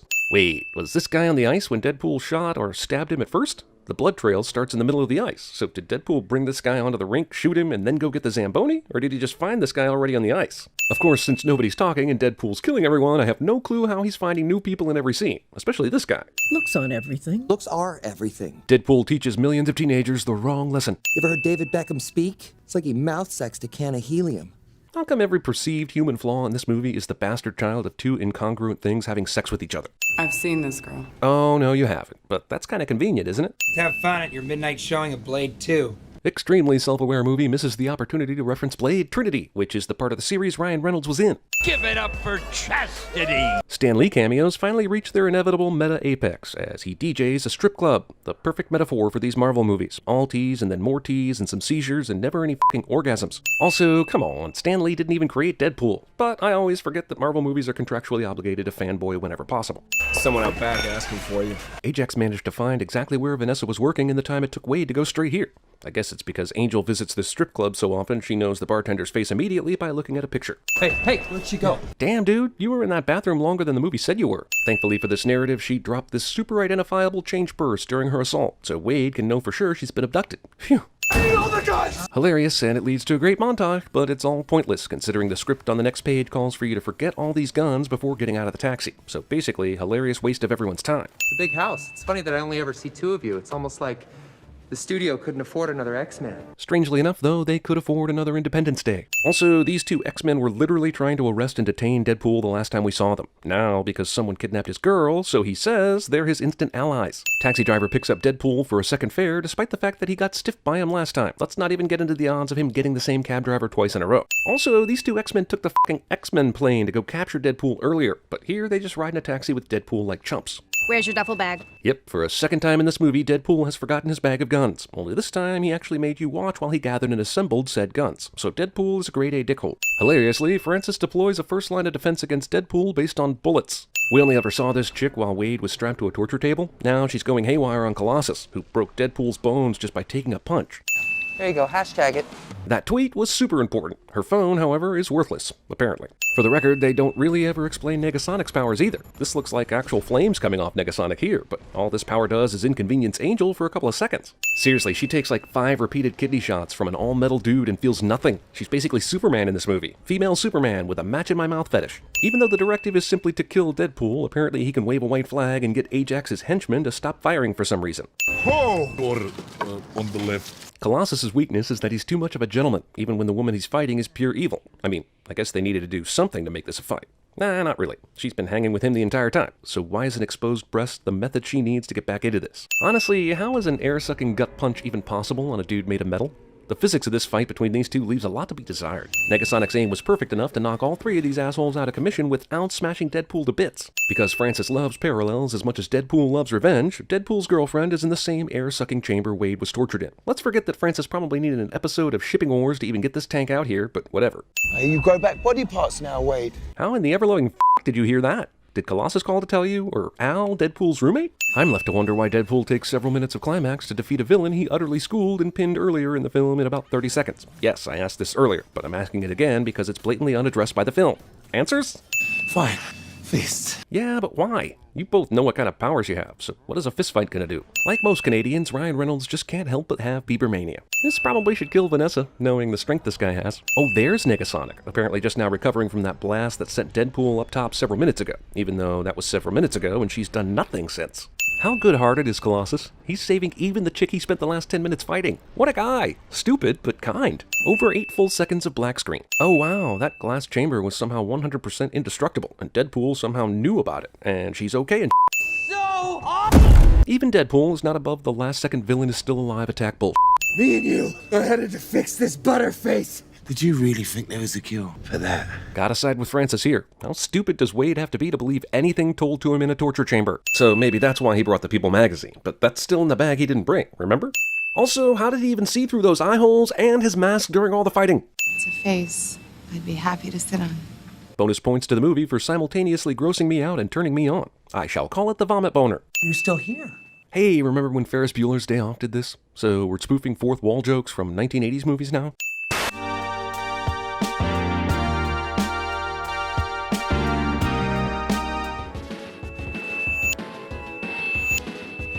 Whose balls did I have to fondle to get my very own movie?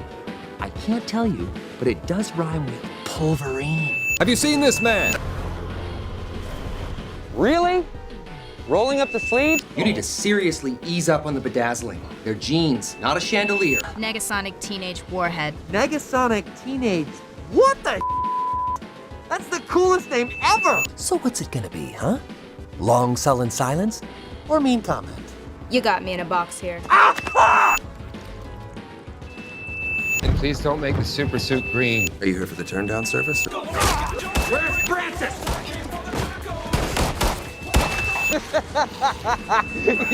you're about to be killed by a Zamboni! It's just confusing. Is it sexist to hit you? Is it more sexist to not hit you? I mean, the line gets real blurry.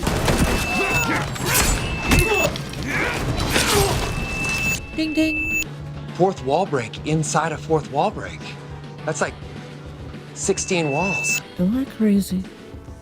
Or is your hand really small? It's a big house. It's funny that I only ever see two of you. Finish f***ing her the f*** up! Language, please! I'm expecting Sam Jackson show up with an eye patch and a saucy little leather member. Go. Is it paranoid to think filmmakers are literally trying to f with us with the length of these logos at this point? It's almost as if... Wait, what was that noise? Born with extraordinary abilities. Narration. And like most X-Men movies, this narration is rehashed, overly pompous, poetic meandering about genetic mutation. Give someone wings and they may fly too close to the sun. Give a movie narration and it may prematurely exposit all over itself. Also, the Icarus cliche. In the X-Men story, while someone might get wings, they still have to obey the laws of physics and are unable to fly too close to the sun like Icarus did. Allegory be damned. These mutants also have the ability to rewrite history, since the Egyptian pyramids weren't even started until 1,000 years after this. Hey, even though this is a sacred ceremony and you don't need to intimidate anyone, be sure to snarl so we can see how much of an evil bastard you are. Don't worry, it's a digital surgery scar. Those heal up in 2.8 gigahertz. While we watch the power of the sun infuse this pyramid with solar power through something that looks like an ancient oversized microchip that melts gold and raises the platforms, I realize it's probably best that I not try and figure out how this whole process is bull. This block takes out many other support beams that are roughly the same size, and not only never slows down, but actually gains speed. Oh, hi, Oscar Isaac. Guess this is the last time we'll be seeing you, eh? At least your real face, and voice, and non-verbal emoting. Luckily for Apocalypse and this movie, they dug the sub-basement of this pyramid all the way to hell. This icy mist is so effective at blocking heavy rocks, it actually makes me wonder why this wasn't done more often when they were above ground, getting hit by heavy rocks. Here's the animated title sequence, and oh look, Mona Lisa! Huh. Also, we interrupt this awkward segue from ancient Egypt to the 1980s to show you a sculpture of Jesus carrying a cross through a tunnel by candlelight. This is just someplace in Ohio. No need for specifics, just Ohioing it up in here. Are you f***ing kidding me here? This high school kid is going through mutant adolescence during a lecture on mutants? Do I have that right, you f***ing clowns? Why don't you stop by the principal's office and explain to him that you're disrupting class again? Jesus, lady, he just politely asked to go to the bathroom. It's not like he was smoking PCP during your bullshit mutant presentation. Scott's powerful laser eyes are no match for the integrity of a bathroom stall, which protects the bully somehow, but destroy everything else so that Scott can remain guiltless. Well, at least they aren't sexualizing Mystique in this movie. Also, this is 10 years later, right? Shouldn't she be close to turning into Rebecca Romaine by now? It is my belief that roughly 45% of the Marvel Universe have their origin stories rooted in fighting people in cage matches. Can someone tell me how Nightcrawler, A, got captured, and B, stayed captured? Also, wait, you're matching a teleporter up against a guy with wings? I know this is underground fighting and rules are not a concern, but this fight is the very definition of unfair, and anyone who blindly bet on Angel should be storming the betting windows after Nightcrawler wins easily. Also, I can see this as a cage with electric current running through it, but how is Nightcrawler not able to transport through it anyway? He can't just transport outside? Hang on, Mystique can impersonate anyone, but she uses her power to change clothes mid-scene? In case you confused it for Pruscow, Kentucky. There is no f***ing way Eric's been hiding out anywhere after the attack on Washington. That no one can recognize him is ludicrous to Superman Clark Kent levels. I mean, they teach about him in Ohio schools. No one will be seated during the Magneto has a happy marriage and a child who has befriended a f***ing deer and they all visit the well scene. Where did you learn that song, Papa? I learned it from my parents, and they learned it from their parents, and them from theirs. Ladies and gentlemen, the X-Men. And one day, you'll sing it to your children too. Provided you don't get killed in a freak arrow accident. What's happened to them? Your parents? Oh, they were horribly murdered in a concentration camp while I was tortured by Kevin Bacon, but that's a story for another night, darling. Now get some sleep. I've had just about enough of these glamour shots of this sign, thank you very much. Let us now start fresh, without remembrance. Ah, T.H. White. Yet again, Professor X is caught quoting classic literature, instead of teaching these kids about how to fight evil. But whatever, I guess poetry matters somehow. I mean, that is what the characters are going to think at the end of this movie after a global war with Apocalypse, no? What good is a school for mutants that just teaches them regular AP creative writing? Really, Mooney? You list Ohio in one location, East Berlin in another, but now it's the full Cairo, Egypt? Pick a goddamn format already. Jesus, we first saw Moira in X-Men First Class, which was set in 1962. She has no powers, but in 1983 she still looks the same as she did then. Even though this hole is partially blocked by carpets and an unconscious dude, the sun will still shine enough to make this pyramid thingy do its thing. How conveniently coincidental that you're here right now, thousands of years after this asshole was entombed, right as he's being resurrected, and you have X-Men ties. This is a whole bunch of discount Inner-Earth Tron graphics that does not bring us any closer to understanding the bullshit contraption. And just before this fucker awakens, I'd like to remind the viewing audience that this superhero movie is entirely predicated on the idea of an ancient all-powerful god going to sleep long ago, and then waking up just as the producers of Days of Future Past were looking for sequel ideas. Rose Byrne is Lara Croft, X-Person. Because someone decided to wake up Apocalypse right now, an earthquake in Egypt was felt all the way to Germany and causes Eric to use his powers to save someone, outing him as a mutant. Okay, if it was that damn powerful, Egypt should be in ruins. Also, I'm no seismologist, but an earthquake felt all over the world would probably be kind of devastating to the entire world, right? How does a quake in Egypt register all over the world without kind of f***ing up the Earth's tectonic makeup in a much more permanent and we're all gonna die fashion? No, you don't know what it's like to be afraid to shut your eyes, to be trapped inside your own head. Gene says this to literally the only person in the world who does know exactly what this is like. Charles locates his ex-girlfriend halfway around the world, but somehow misses the most powerful mutant the world has ever known that is literally steps away from her. She looks amazing. She's barely aged a day. I know, right? That should raise some red flags of some kind. I told you who I was the first night I met you. I trusted you then. I need you to trust me now. Jesus, Eric told his girl he was one of the world's most dangerous fugitives on the first date, and she stuck with him? I guess the future Mrs. Lyncher had already seen shame. Ha-ha! We've somehow surreptitiously kidnapped your daughter and took her to this random place in the woods that we knew you'd find eventually. Premature arrowlation. Also, could this accidental arrowing actually happen? Possibly. Does it feel manufactured to make Eric angry at humans again? I think that's the sin here. Also, this arrow pierces both Nina and Magda, partly because life hates Eric more than any other person who ever lived, but also because either one of them continuing to live in this world means no Magneto. So these deaths are for your entertainment, assholes. Recently awoken all-powerful god wastes his first few hours wandering through an Egyptian farmer's market. Because he's so shocked at the advancement of society in his absence, he's unable to even remember this world domination plan, I guess. Luckily, young Storm just happens to be here to get caught shoplifting by Apocalypse, and she just happens to know where to take him when he saves her ass. Awesome trick that's never used again in this movie. Also, what the f*** is this power? I shall take the sand from a stone pillar and cut your necks with it. I'm making it up as I go along. Death by masonry osmosis.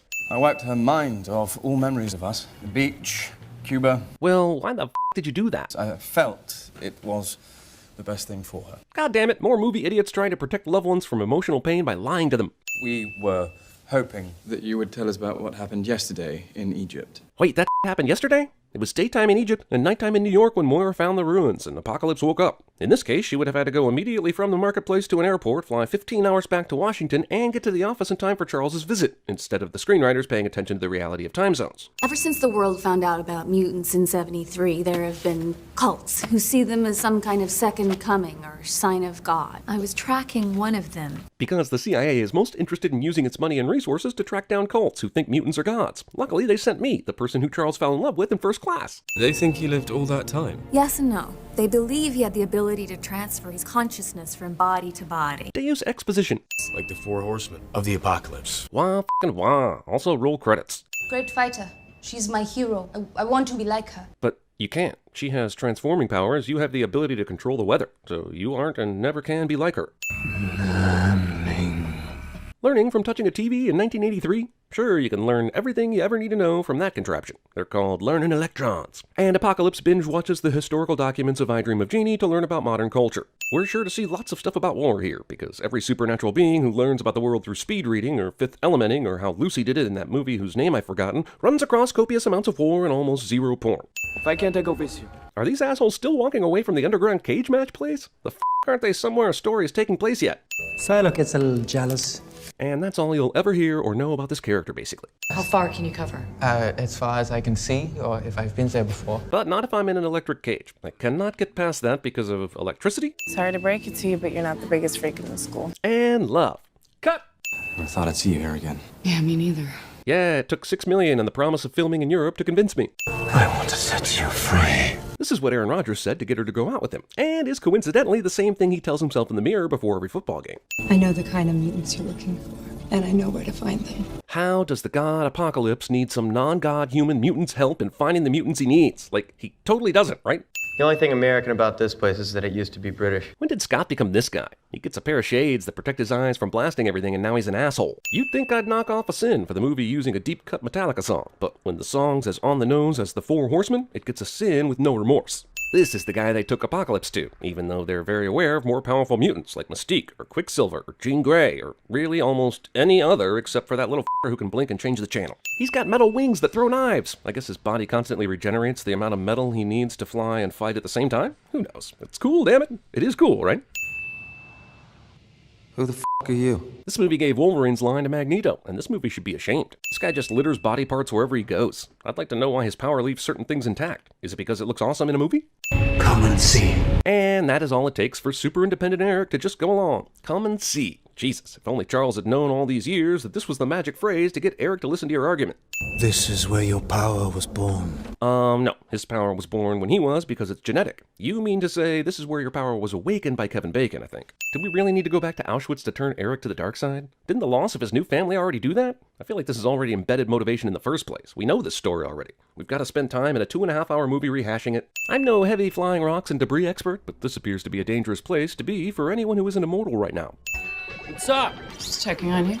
I'm good, playing Pac-Man. You are clearly playing Ms. Pac-Man. Not the same at all. I've read so much about this place. Moira is working on one of the most important mutant stories in history, but hasn't thought to contact the School for Mutants for their input. I'm just saying, Empire is still the best. It's the most complex, the most sophisticated. Here's a popular Star Wars opinion being presented as something fans were saying on their way out of having seen Return of the Jedi, which is simply not the case. Empire rose to prominence years after the original trilogy completed, and this already try-hard movie is now overdosing on try-hard. Well, at least we can all agree the third one's always the worst. Movie going for humor ends up with a morbid prediction. Also, this is 1983, where very few franchises actually had a planned continuous story over a whole trilogy. You can't make a definitive statement like this as if it were common in 1983 to have trilogies like this. Also, Up the Academy was released in 1980, so if this theater's still showing it in 1983 along with Return of the Jedi, it's in rough financial shape. I mean to turn it into a real campus, university.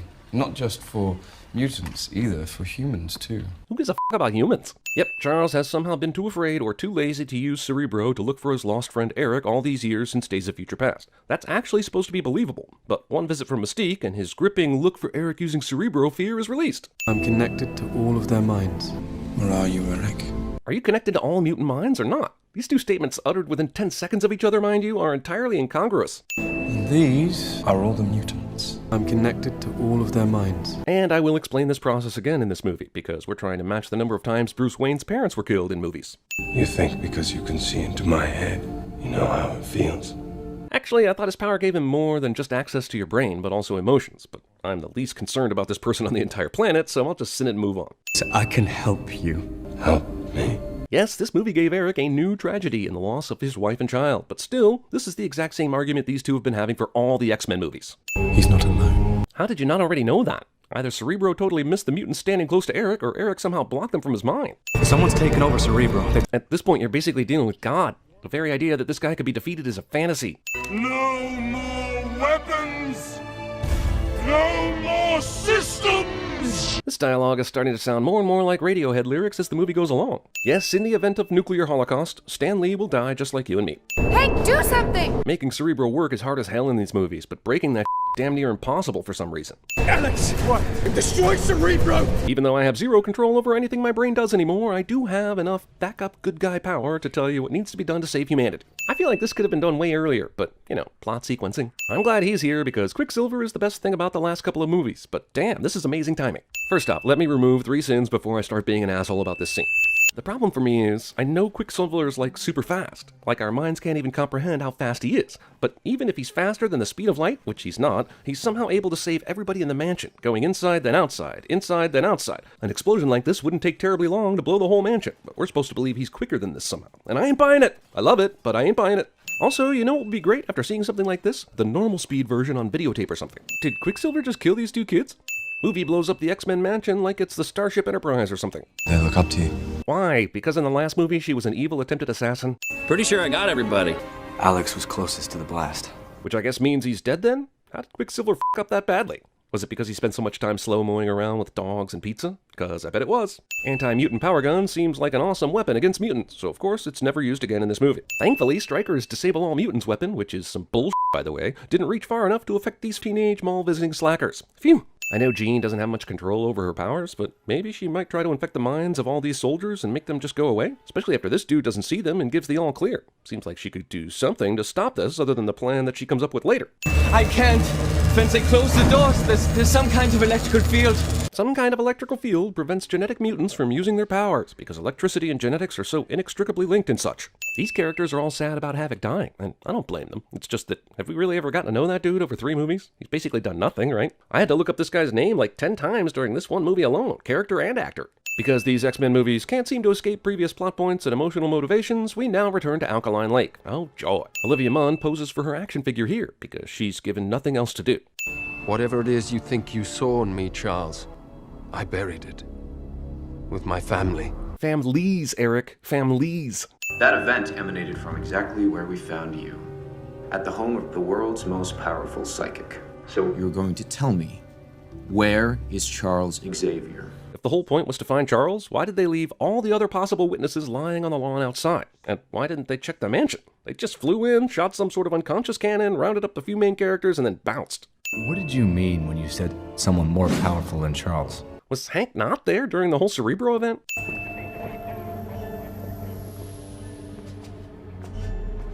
Wait a f***ing second. The last time we saw Jean, Scott, and Nightcrawler, they were in the back of the helicopter. You know, the one where they have the special force field that keeps them from using their powers. So how in the f*** did they get out of that helicopter? Did Stryker turn the force field off when they landed? And why would he do such a stupid thing like that? During this massive worldwide telepathic message, a lot of this traffic continues to move normally. F***ing New York, man. They don't get distracted by shit. I guess no reason for a magic mutant force field in this area. What could go wrong? Also, they sure found a way to shoehorn Wolverine Weapon X into this movie, didn't they? He has nothing to do with this f***ing movie, but here he is. And is this even a teaser for a later movie? In the next movie, he's old. So I guess they're gonna skip this part of the Wolverine evolution, and this was just a big excuse to get some Wolverine action into the movie. This would-be badass Wolverine fight scene is rendered moot by this movie's pussyfooting PG-13 rating. Thank you, pussyfooters. This goes on for some time. An hour and 38 minutes into the movie, and I'm still wondering why the hell Apocalypse needs any of these assholes to complete his plan. He looks like he's doing just fine on his own. Destruction on a scale so large, it will take 7 whole days for LexCorp to fix it. Hey guys, flight suits. Which will all surely fit us. Wipe clean this world. Was there even any need for Apocalypse to tell the world he was gonna f*** everyone shit up and start his godlike rule if he was just gonna destroy the f*** out of cities like this? Really, the only reason why someone this powerful needed to send a message in a movie like this was to give Charles an excuse to send a secret message to Jean. Once again, the bad guy's main weakness is boasting? We called ourselves the X-Men. Reminiscing. While it kinda looks cool, I can think of no reason all-powerful god Apocalypse would need his underling Magneto to pull a centuries-old ship out of the ocean. Whatever weapon he intends to make out of this ancient metal, surely there are easier ways for him to do it, considering he's a f***ing all-powerful god and shit. Holy shit, Apocalypse had time to make statues of the Horsemen? I mean, I thought this was just a starter temple, but he's already decorating. He's going to transfer his consciousness into the Professor. If he does that, he'll have the power to control every mind in the world. Pretty much confirms that Apocalypse could have done this first before making Charles do it, which led to him sneaking a message to Jean, but that's an inconvenient detail these filmmakers hope you don't notice. This girl is playing young Storm, and I mostly feel sorry for her since I don't think she's spoken more than 1 or 2 lines of dialogue this entire movie. Good news, she got the role of Storm in the new X-Men movie. Bad news, you have practically no lines.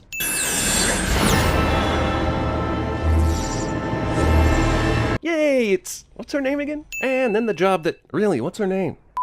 Anyway, Aaron Rodgers' girlfriend cut the car in half, but the pieces still nearly killed Storm. So I'm guessing if you ran a simulator 20,000 times, Storm would be dead in 90% of the scenarios.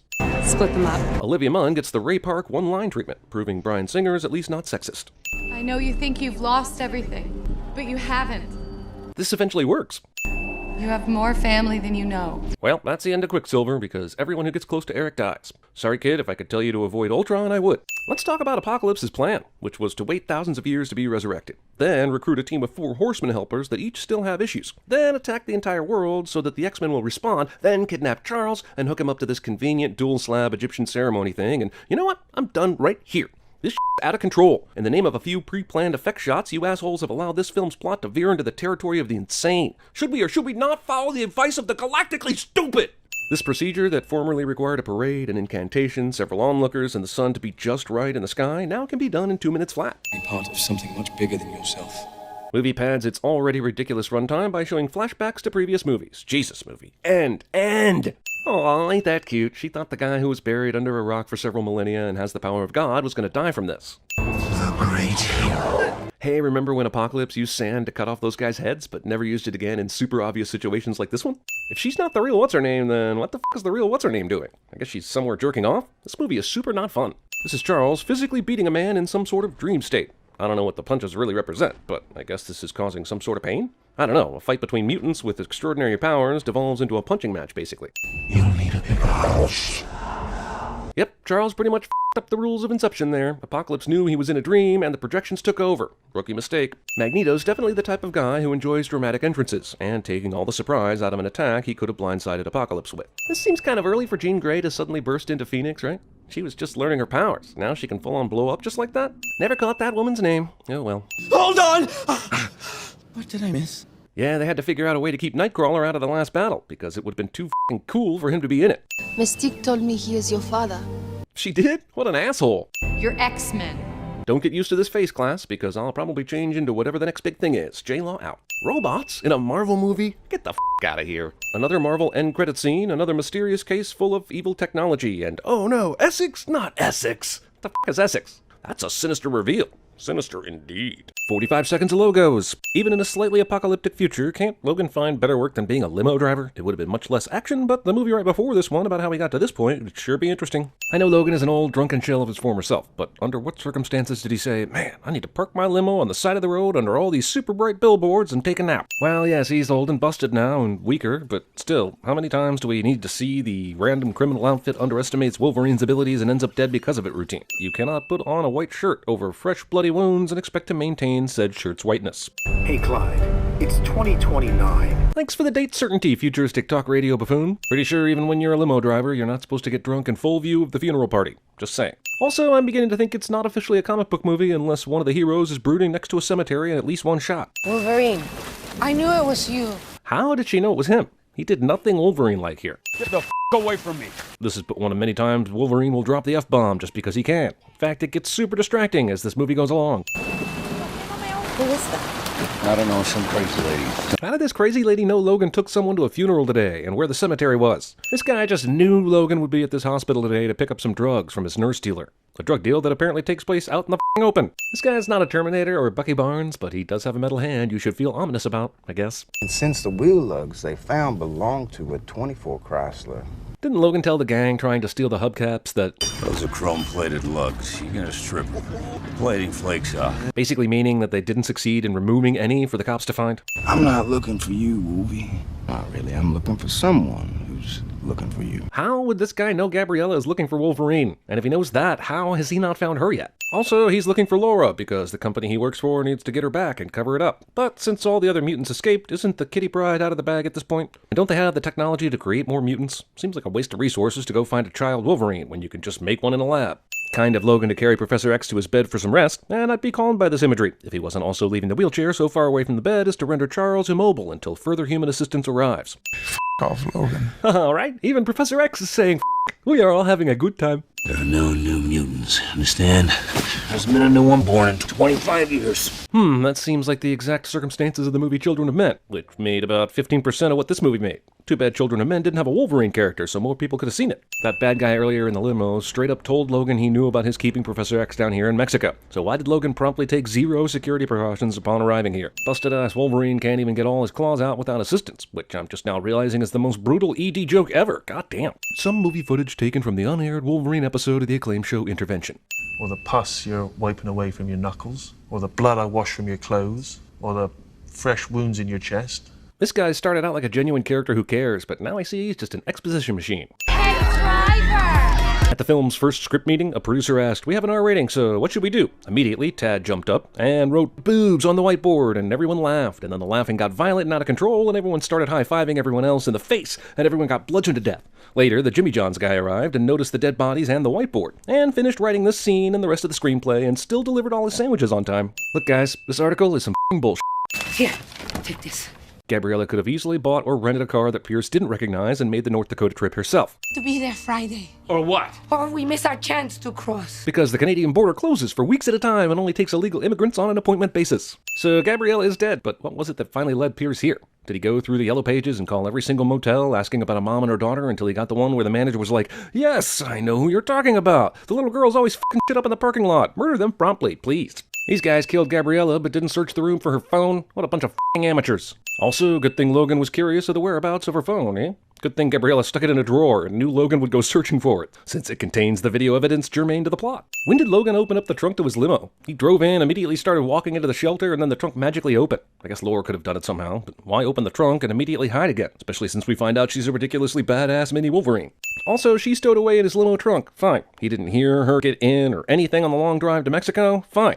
But a girl that age didn't need food or a restroom anywhere along the journey. Long after making the threat, villain guy finally shows up to Logan's cue ball compound in Mexico. And of course, he's in a black SUV. What if he wakes up before I get there? Now he's double unconscious at twice the recovery time. She's not a mutant. Yes, she is. What's her gift, Charles? eating, pipe throwing. This premature questioning of Laura's powers is brought to you by the wholesome goodness of Kellogg's cornflakes. Also, Jesus, he's known and been around her, what, 10 minutes? Why is he so certain she's not a mutant? Has Charles previously declared dozens of other children to be the one he was predicting only to be wrong, thereby giving Wolverine a reason for this instant doubt? Okay, a couple things here. There's just no way this asshole, even if he was faking, could have gotten up, gotten to the truck, opened the door, and retrieved that gun this fast without being hurt.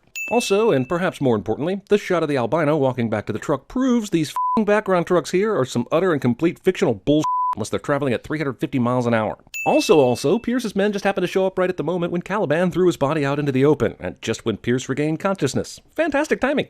Why would you think ahead enough to have this camera and monitor, but not have anything further out from the property as an early warning device regarding unwanted visitors? Let's be clear, she's watching all this shit go down on the monitor, but doesn't stop eating her cereal and act until her own life is threatened. Yes, self-preservation is strong, especially with kids, but the way this plays out suggests she has zero heart and is fine munching on cornflakes while Wolverine gets the shit kicked out of him. And yeah, she saves the day here in a few minutes, but that doesn't make this moment any less cold-blooded. They're here to capture this girl, but do nothing for several seconds after she walks outside. I guess because she's carrying a head, but whatever. These guys are experts at missing. Shooting! She heals! Then why bring a whole bunch of gun-toting henchmen out here, then? Pierce told this guy to stop shooting because she heals, but the director of the film wants this action scene to seem more exciting, so shooting.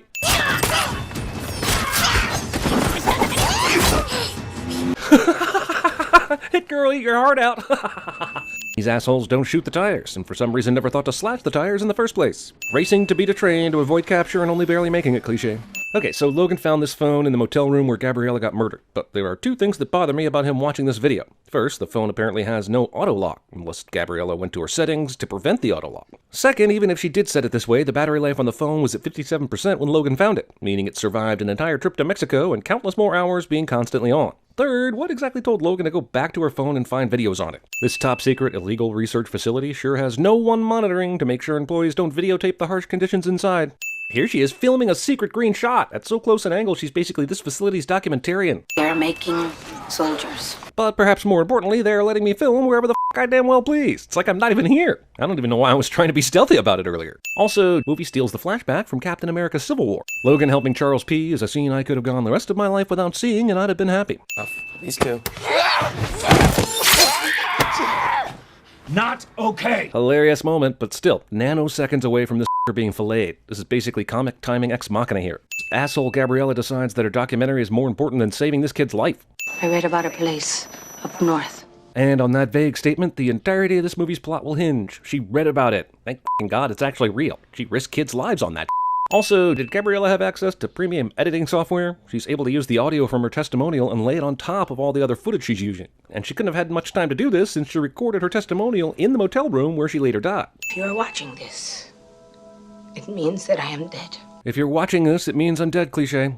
Also, geez, wouldn't all this video evidence have made Logan more inclined to help her earlier? Movie decides you can drive from Mexico to Oklahoma City without any US cops noticing all the bullet holes and road rage damage to your car and pulling you over. Logan shows up in a limo full of bullet holes and smashed glass, and a guy who looks a lot like Professor X is about to be wheeled through a casino and nobody freaking notices that and reports it. If Professor X is being called a weapon of mass destruction, then certainly he's famous enough to warrant some recognition. Christ, I knew he was a drunk, but they just got here, and he's already down that many bottles? This is a huge hotel room. For folks trying to lay low and simply get to Canada, they sure did splurge on the hotel room budget. After ridiculing these comics earlier today, Logan apparently still took some with him to get the car swapped, and thank holy Moses he did, since that's how he learns about Eden being fictional. These two rando villain thugs are so obvious Logan spots them immediately, and I can't help but wonder if it was the all-black attire, the sunglasses, or the earpieces that gave them away. If they'd been dressed in Hawaiian shirts and khakis, would they have blended in? It's shocking how much Logan and Jason Bourne have in common, actually. If Charles is strong and imbalanced enough to cause this sort of thing, why is Logan the only individual just unfazed enough to walk and push elevator buttons and shit?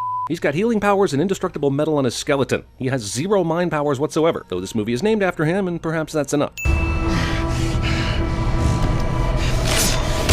Hell yeah, this scene. And even though all that was caught on camera and they were super lots of stories up, they will still get out before some SWAT invasion of this lobby. I guess you prefer me pharmaceutically castrated, rambling on. That's literally you with or without medication. This movie accurately predicts the near future of automated semi-trucks. But auto trucks. Sins by going too far overboard to draw attention to it.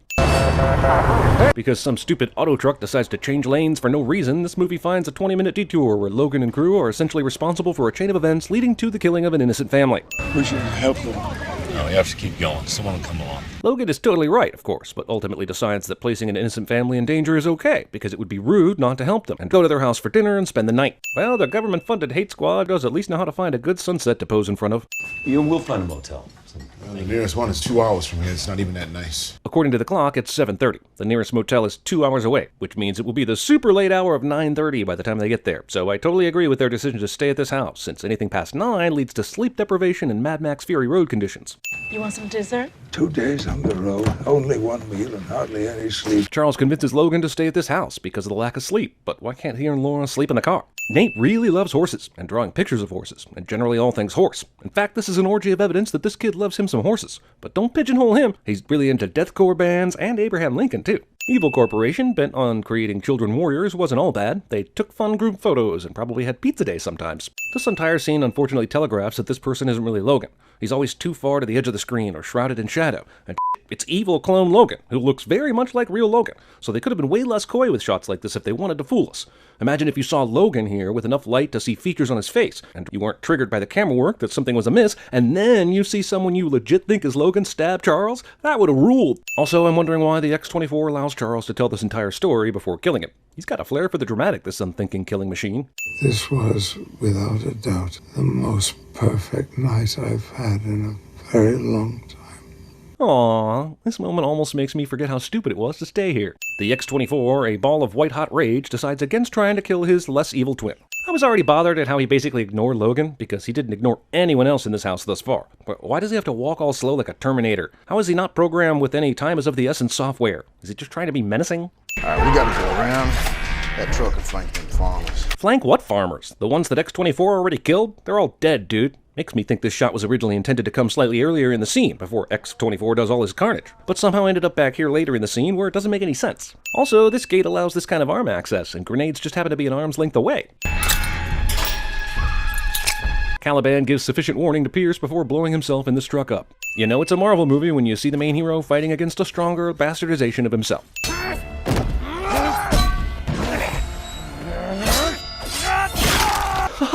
Okay, this film's action is brutal and excellent and worth a sin off. How the f*** is this guy still alive? He was stabbed in the chest and thrown down some stairs. Bad guys once again leave Logan's lone mode of transportation completely intact before doing their evil shit.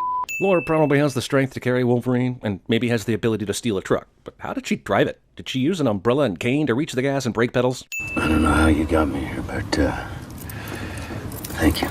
I guess Laura's world is like Star Wars, where people speak 2 different languages to each other and understand everything. It is a 2-day drive. Wait, you were in Oklahoma City having come from Mexico. You traveled north from there, found the farm family you helped kill, then passed out the next day while driving, and the girl drove you to a tiny town doctor. So you're probably in Kansas, maybe even Nebraska. My point is that it's only a 2-day drive from North Dakota if you go by bicycle. Wow, his shoulder, neck, and back are all remarkably burn-free after this. Happened. Jesus Christ.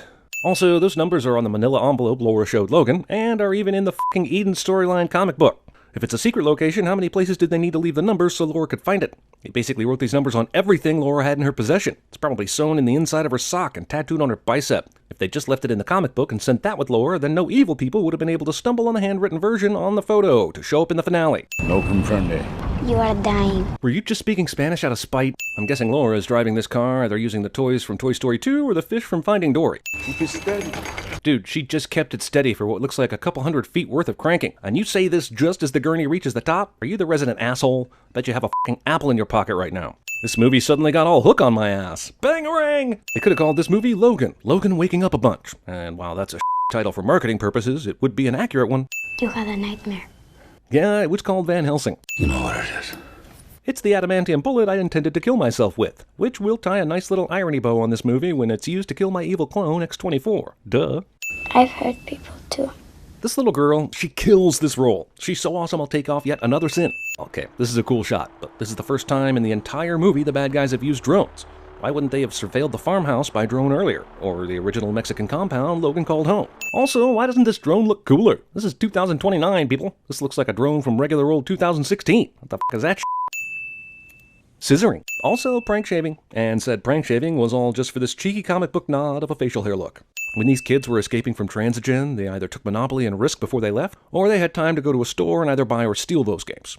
Bad happens to people I care about. Maybe it's true, but it's also the most overused trick for superheroes on film to push people away to create emotional conflict, so forgive me if I am unmoved. It's been a full day since that government drone flew over this compound, and that is just way too long. They should have attacked by lunchtime, but they're waiting until tomorrow for reasons unexplained. Cool, ominous drone shot though, bro. Luckily, Logan woke up in time to see these drones, the convoy of bad guys, and the ability to insert himself into the finale. I like how after seeing the obviously evil drones, Logan still feels the need to use the tourist goggles to make sure the kids are actually in danger. I mean, how much rescue time did he lose with this Logan's run. Say, don't these kids have powers? We need to reach them before they get to the border! Okay, but why? Are there Canadian troops up there ready to bust a cap? The border seems pretty ceremonial in this society. And this is a remote North Dakotan mountain range where they are crossing, so I doubt there's any official border crossing anyway. But even if there were, you have an army, and you have an X-24, and you're chasing state secrets about genetically modified super soldiers. Surely you would just keep chasing them into Canada until you or they were dead, right? You make the border sound like a force field. These guys stopped to watch the dirt levitation show instead of just shooting this chick. Logan movie finally gives Wolverine fans something they've been wanting for 8 movies, Berserker mode, and it's f***ing awesome. This WWE wannabe soldier guy somehow found that green liquid Logan took earlier. He had the foresight to think, gee, maybe a super mutant is chasing us from behind, leaving backpacks and evidence in his wake on his way to killing us all. I should go investigate the woods way behind where everyone else in this movie currently is. Sure, they have Laura surrounded, but why haven't they figured out a better way to contain her yet? They're still pointing guns at her, which they know don't work, and they still haven't figured out some sort of super strong, silly putty kind of bullshit that keeps the Hulk and the Flash at bay. The goal was not to end mutant kind, but to control it. Xander decides it's time to monologue because that's how these assholes always end up dying. I will never get tired of her kicking ass and screaming. Never. Kinda wish I knew what all these kids' powers were before they got to this point. I guess somebody has the power to control plants, and I guess they're called Arborman, or Arborman, or something. This kid is using some sort of force field or blurry power, and the others appear to be doing stuff that we never learn about. That looks great and all, but anyone who knows anything about X-24 is going to know that this is f***ing worthless. Can't these kids surround X-24 and use their undefined powers to kill him? So this is a touching moment, and the movie can be praised for actually killing big characters during it. But as much as I love Laura turning this cross to make it look like an X, couldn't they have taken him across the border and buried him in Canada, his place of birth? I mean, the guy gets buried 500 feet away from his home country, and I'm supposed to be moved? You dragged him into a stolen truck, Laura. You have the ability. Seriously, how long do you think they'll wait before they put a replica of the castle from the Magic Kingdom right between the 2 and the 0? Jesus Christ, if you're gonna subvert something, movie, try working on these 36 seconds of f***ing logos. Hang on, this is ultimately a pretty shitty apartment, right? But there's a 6-burner stove? That's like chef quality. Also, if he's trying to get a bunch of gas in here, why didn't DP turn on the last burner on the end? And now the f***ing stove controls are turned every which way, rather than being on the maximum effort setting we just saw Deadpool put them on. My point is, why can't this movie f***ing stove correctly? Just because you're a Deadpool movie doesn't get you out of a showing a love story through a photo collage montage cliché set. Wolverine. Sending Deadpool for narration is like sending chocolate chip cookies because they contain chocolate chips, but I actually prefer chocolate chipless chocolate chip cookies. And we've got a job to do here, so narration. Guess what, Wolvie? I'm dying in this one too. Yeah, but not really. Like, you're asking for an emotional payoff for multiple fake-out deaths in this movie. At least Logan had the decency to stay deceased. I don't speak Cantonese, Mr. Well, I'm not even going to attempt that. Funny joke, but did Deadpool seriously come all the f***ing way to Hong Kong without knowing this motherfucker's name? What kind of plan was this? And how long was he waiting in there? Is this really more effective than, say, jumping out from behind a tree? Or was Ryan just longing to relive his time on the Buried set? Let's see Captain America do that. Dude, there are some great f***ing shoutouts to other superheroes in multiple universes, but doesn't this one feel forced? Like, other than spraying the funeral with bullets, couldn't Cap do all the shit Deadpool's doing here? Sure, we are far enough away to not see that it's Wade doing some Deadpool dancing. Why are these guys right up front still cheering like they think it's Demi Moore from 20 years ago? Aside from the fact that these Yakuza have caught a bad case of one-at-a-time-itis, why doesn't a single one of them have a gun on them? No one thought to bring a Jacuzzi Uzi? Also, despite that, I've got to give it up for the f***ing fight choreography in this movie. Jesus, who even thinks up fights like this? Dozens of severed arms, legs, and heads, but yes, please blur this man's giggle stick, because who will think of the children? That babysitter of yours is high as right now. Damn, I didn't realize how much my Nana liked to party. I know we want to see all the batshit action behind him, but how is this asshole supposedly running at top speed when the stuff behind him is happening in real time? Little, cokey. can't maintain an erection. And thus begins the annoying trend of the exact same beat from the first movie happening in the sequel. Remember when I kidnapped Bandhu and threatened him with great violence? Deadpool 2 expects us to remember the Dopinder F story from the last movie. Look, I've seen the first Deadpool dozens of times, and even I forgot that shit happened. You gotta grab those dreams by the tip and make it rain. I don't know what that means. I don't know what that means as a cheap and easy beat in a comedy movie cliche. Diarrhea? We can't be sure till I get the suit off, but all signs point to yes. Man, Deadpool movies have as many poop jokes as a goddamn Shrek movie, and I'm sinning that crap. Number one, it totally taints this franchise and is a stain on the logorrheic nature of the dialogue. And number two, it wipes clean any of the goodwill from the more intelligent humor it might want to dump on us later. Baby Factory's open for business. Oh my god! Aw, that's sweet. But like most superheroes that choose to procreate, you gotta wonder about some things. Like how much Deadpool's mutilated DNA would affect a fetus. Is he okay with potentially having offspring that is impervious to death? Does he even have sperm that could fertilize? Oh wait, this totally means Vanessa's gonna die, so we won't have to think any further about this. You are not your father. I know we're trying to squeeze some substance into this sequel, but is this really what we're here for? If Deadpool knows he's in a movie, he should know that she's about to bite it, right? What about Bruce? Wait, did Deadpool somehow develop Spidey sense? Or did Morgan Freeman train him to do this by getting his ass kicked by Angelina Jolie? Considering Deadpool is extremely aware of his inability to die, wouldn't he do everything he can to push this fight out into the hallway to protect someone he knows is vulnerable, instead of, diving across a counter and ducking out of sight to give them more time to shoot up the place? Okay. Since this moment sets the entire plot in motion, let's break it down, shall we? First, even beyond the character says I'm okay, but then surprise, they aren't okay cliche, why is this final gunman waiting so long? Was he a big Deadpool fanboy and just couldn't attack until he heard a good cheese spreader joke? Second, Deadpool has time to recognize the look on her face, completely turn around and throw the spreader, but discounted Nara doesn't have time to quickly drop to the floor. Third, Wade has wrapped up each previous baddie in this scuffle with inhumanely accurate knife-throwing skills. But here, he not only misses the vital organs, he completely misses the entire person. And fourth, I swear if I see one more person turn their head and follow a slow-mo bullet in a movie, I will force-feed the entirety of Hollywood toaster strudels with mayonnaise icing. Holy shit, Sergey went exactly where Deadpool guessed. Like, he could have hidden in the hallway for a while and escaped easily. Do we have to do these credits with all the in-jokes again? Isn't the Bond parody and the genuinely good Celine Dion song enough? That's like saying narration or roll credits or f***ing logos, man, in every video. Wait. You smell like sauerkraut left in the warm rain. This goes on for some time and gets progressively less funny. Just trust me. Are you pissing? Are you urinating right now? You're making the face that you make when you urinate. Hi, lowest common denominator? I'd like to place an order for one piss joke for Deadpool 2. Please hold. Sure, I'll hold. They're tied up in a complicated deal with the Despicable Me franchise. I thought you saw me with your ears. Man, it's hard to overstate how shitty these movies would be if anyone other than Ryan Reynolds was playing this character. I'm conflicted on whether this qualifies as a sin. F it. This movie rips off Groundhog Day even worse than Happy Death Day. Also, until he gets to the gasoline trick in the apartment, how the shit would Wade expect any of this crap to kill him? He's clearly survived much worse, so this is really just for the audience. Hey, it looks like Wade made it to the Upside Down. Ness, there's something here. I can't get to you. Are we really supposed to buy into this emotion? You can't spend 3 minutes asking me to take you seriously, and the rest of the time making dick and fart jokes while breaking every fourth wall in sight, he says, self-referentially. Blessed are the wicked who are healed by my hand. I feel like the writers used all their supply of villain nuance on Cable and said, F it to the rest of the bad guys. So is there the same fight between humans and mutants in this universe as there is in the X-Men universe? Seems like Deadpool and the other mutants are able to operate with impunity, with no resistance from humans. But here, they drop us into a mutant conversion facility with barely a mention of the underlying politics. Some ground rules well under our roof. Rule number 1. But Colossus has the handbook halfway open. Did they seriously wait until the goddamn middle of the book to start talking about the rules? Also, pretty sure Colossus would have the rules memorized by this point. Especially, the first one about not killing anyone. I said no touching. How long has Wade been here? He's just now getting introduced to the rules and meeting NTW and Yukio for the first time. But he's super well healed after having been blown all the way up. Doesn't that take a long time to reverse? And how does he even heal? We've never seen his parts reattach before. They just grow back. So did this body eventually sprout from his head? I'm just saying the whole aftermath of the catastrophic suicide attempt is way yada yada here. Hilarious bit. Truly a laugh out loud moment. But why? What are the X-Men doing in there? Why couldn't Wade hear or see them before now? Why wouldn't they want to talk to Wade anyway? One of the assholes who killed Vanessa got away. He means himself, so this is really just a slight modification of the pronoun game. And you know how we feel about that shit around here. But I'm gonna tell you what the big lie is. Toilet paper. Geez, between this, Interstellar, Thor Ragnarok, Unsane, The Third Wheel, and Team America, it's clear that Matt Damon would rather cameo for the rest of his career than train for another f***ing Bourne movie. The f*** is Colossus doing calisthenics for? Does his metallic shape really require cardio? Something wrong with the soap. It's fine. just filled it. So this implies Wade literally jerked off into the soap dispenser, right? Is that the joke? And why would Colossus even use soap and water anyway? God, this movie definitely decided to go with quantity over quality for the jokes. That's a terrible idea.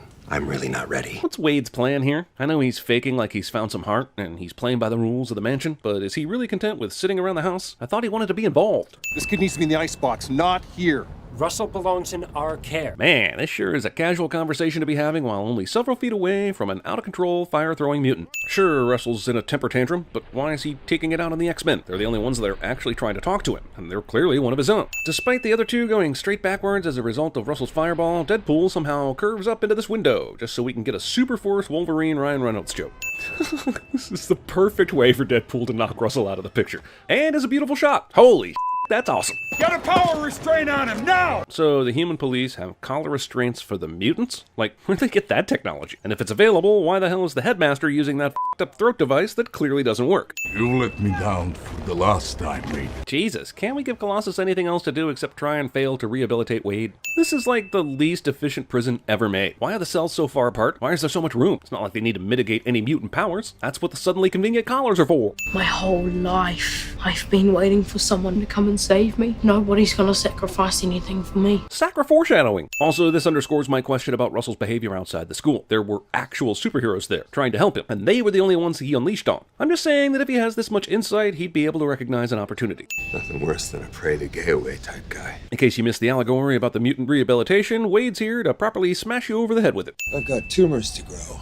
Vanessa waits. So is Wade planning on just dying or getting his heart right before he does? Because I thought that was the whole point of the sanctimonious house mom routine before this whole mission. It's nice to see some fresh faces around here. Yeah, and what's up with that? Even though they were arrested at the same place, why did Wade and Russell end up in the exact same cell? He's only 14. Don't they have a juvenile block at the icebox? Wait, they were just in a full-on prison fight, and all they got was sent back to their fairly plush cell? I mean, aside from the rampant bullying and the unhygienic conditions, this shit ain't a bad place to stay. Sure, it makes a nice symbolic touchstone for us, but how exactly did Deadpool manage to bring this token sentimental token in with him? Token. Damn, once you get inside this prison, apparently you can go anywhere. Guys, I'm pretty sure the movie's telling us that Cable killed this guy by breaking the f*** out of his arm.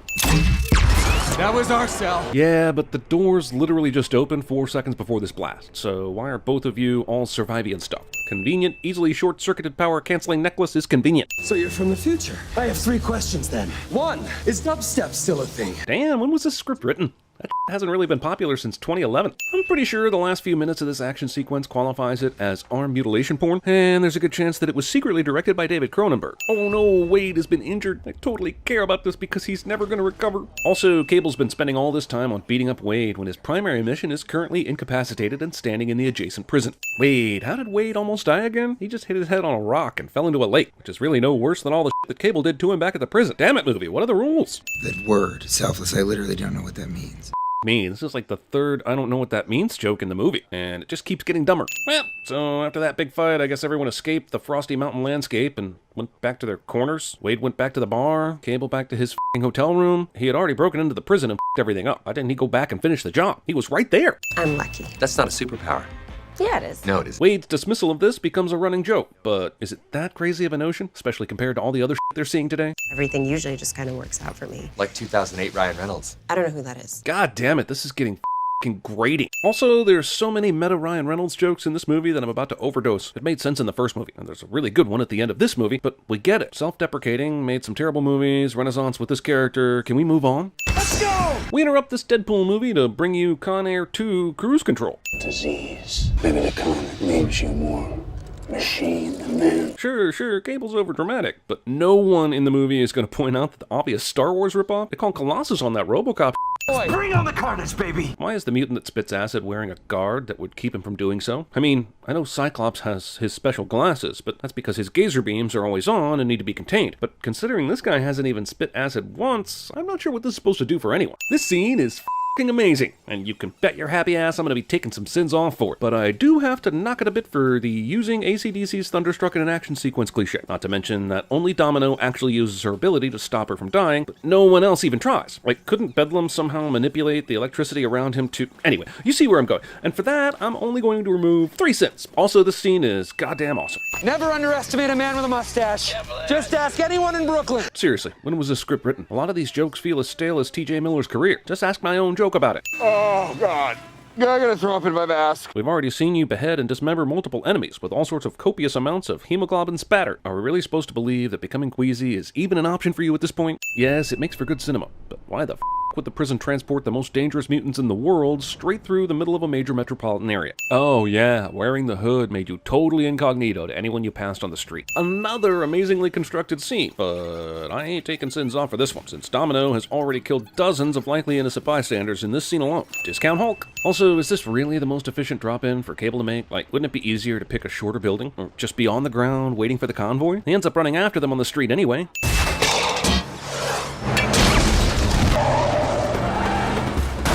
Even in a movie this ludicrous, this works. Damn, any more of these shots and I'm gonna have to formally introduce a Deadpool gets hilariously maimed by a speeding vehicle cliche. I'd ask who you are, but you'll be dead in a second. Does anyone else think that Cable is extremely shitty at his job? I mean, his sole focus has been to kill Russell, but he keeps fiddle-farting around with secondary characters and stupid one-liners. Wait, these convict containers aren't bulletproof? Then why aren't they already riddled with gunshots, considering the amount of ammunition that has been unloaded already in this truck? Why is this even possible? And have we seen anything in our time with Pee Wee Kiwi here to think that he would know how to do this? Knock, knock. Okay, I know we have to get the characters from point A to point B, but there were a lot of inmates in the icebox. Did they all fit in one transport, including a special cell for the most dangerous mutant ever?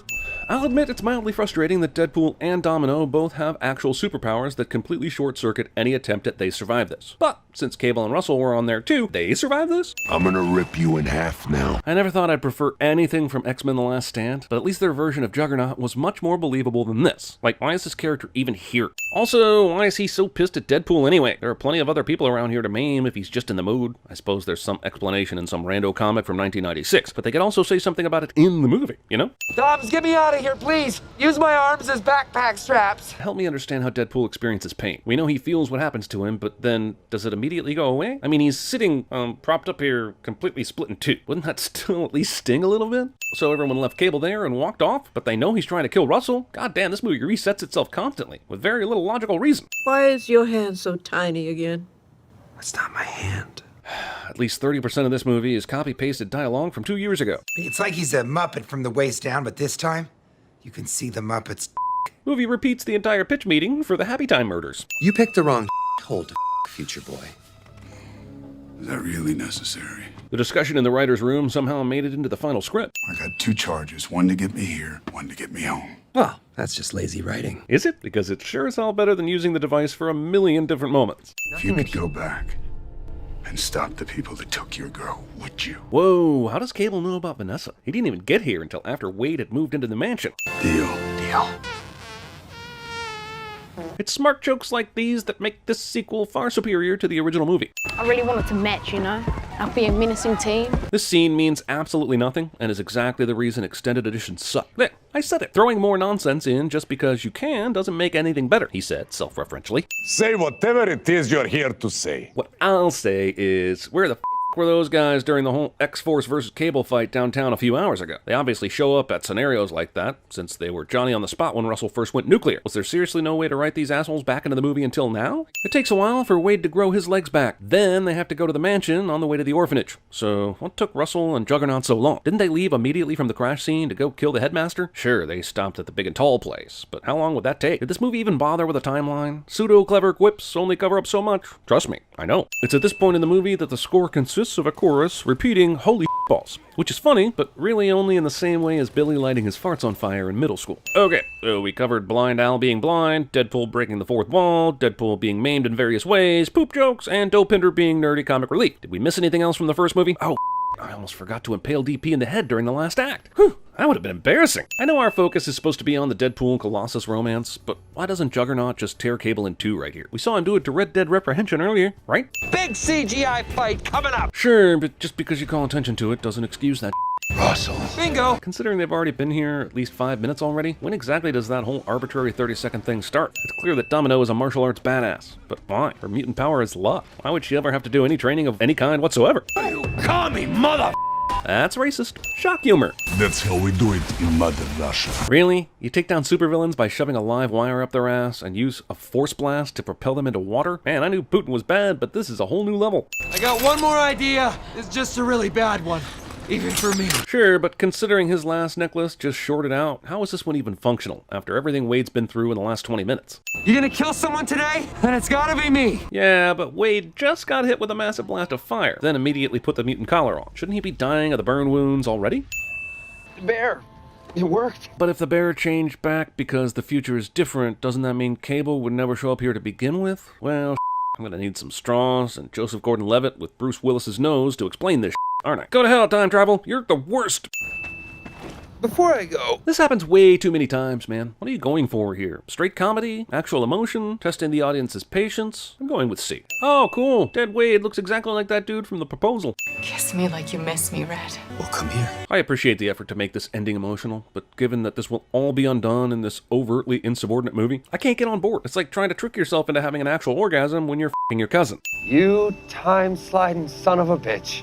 You did this for me? Why is Wade glad to be saved here? When the last time he went through this, he stopped Colossus from breaking the necklace and saving him. I guess you could say it's because he saw Vanessa, but he doesn't remember that, right? And if he did, why did he play dumb the second time through? A family. So, where are these assholes going? The threat is pretty much over, and they're walking away from the still-alive Juggernaut. They end up back at the mansion eventually, right? Are they going for shawarma? Because I don't think you can fit any more into the post-credit footage. That was probably a bad idea. What have we done? Ooh, I know. You've created a hilarious but totally unnecessary post-credit sequence that feels like Ryan Reynolds indulging himself a little too much.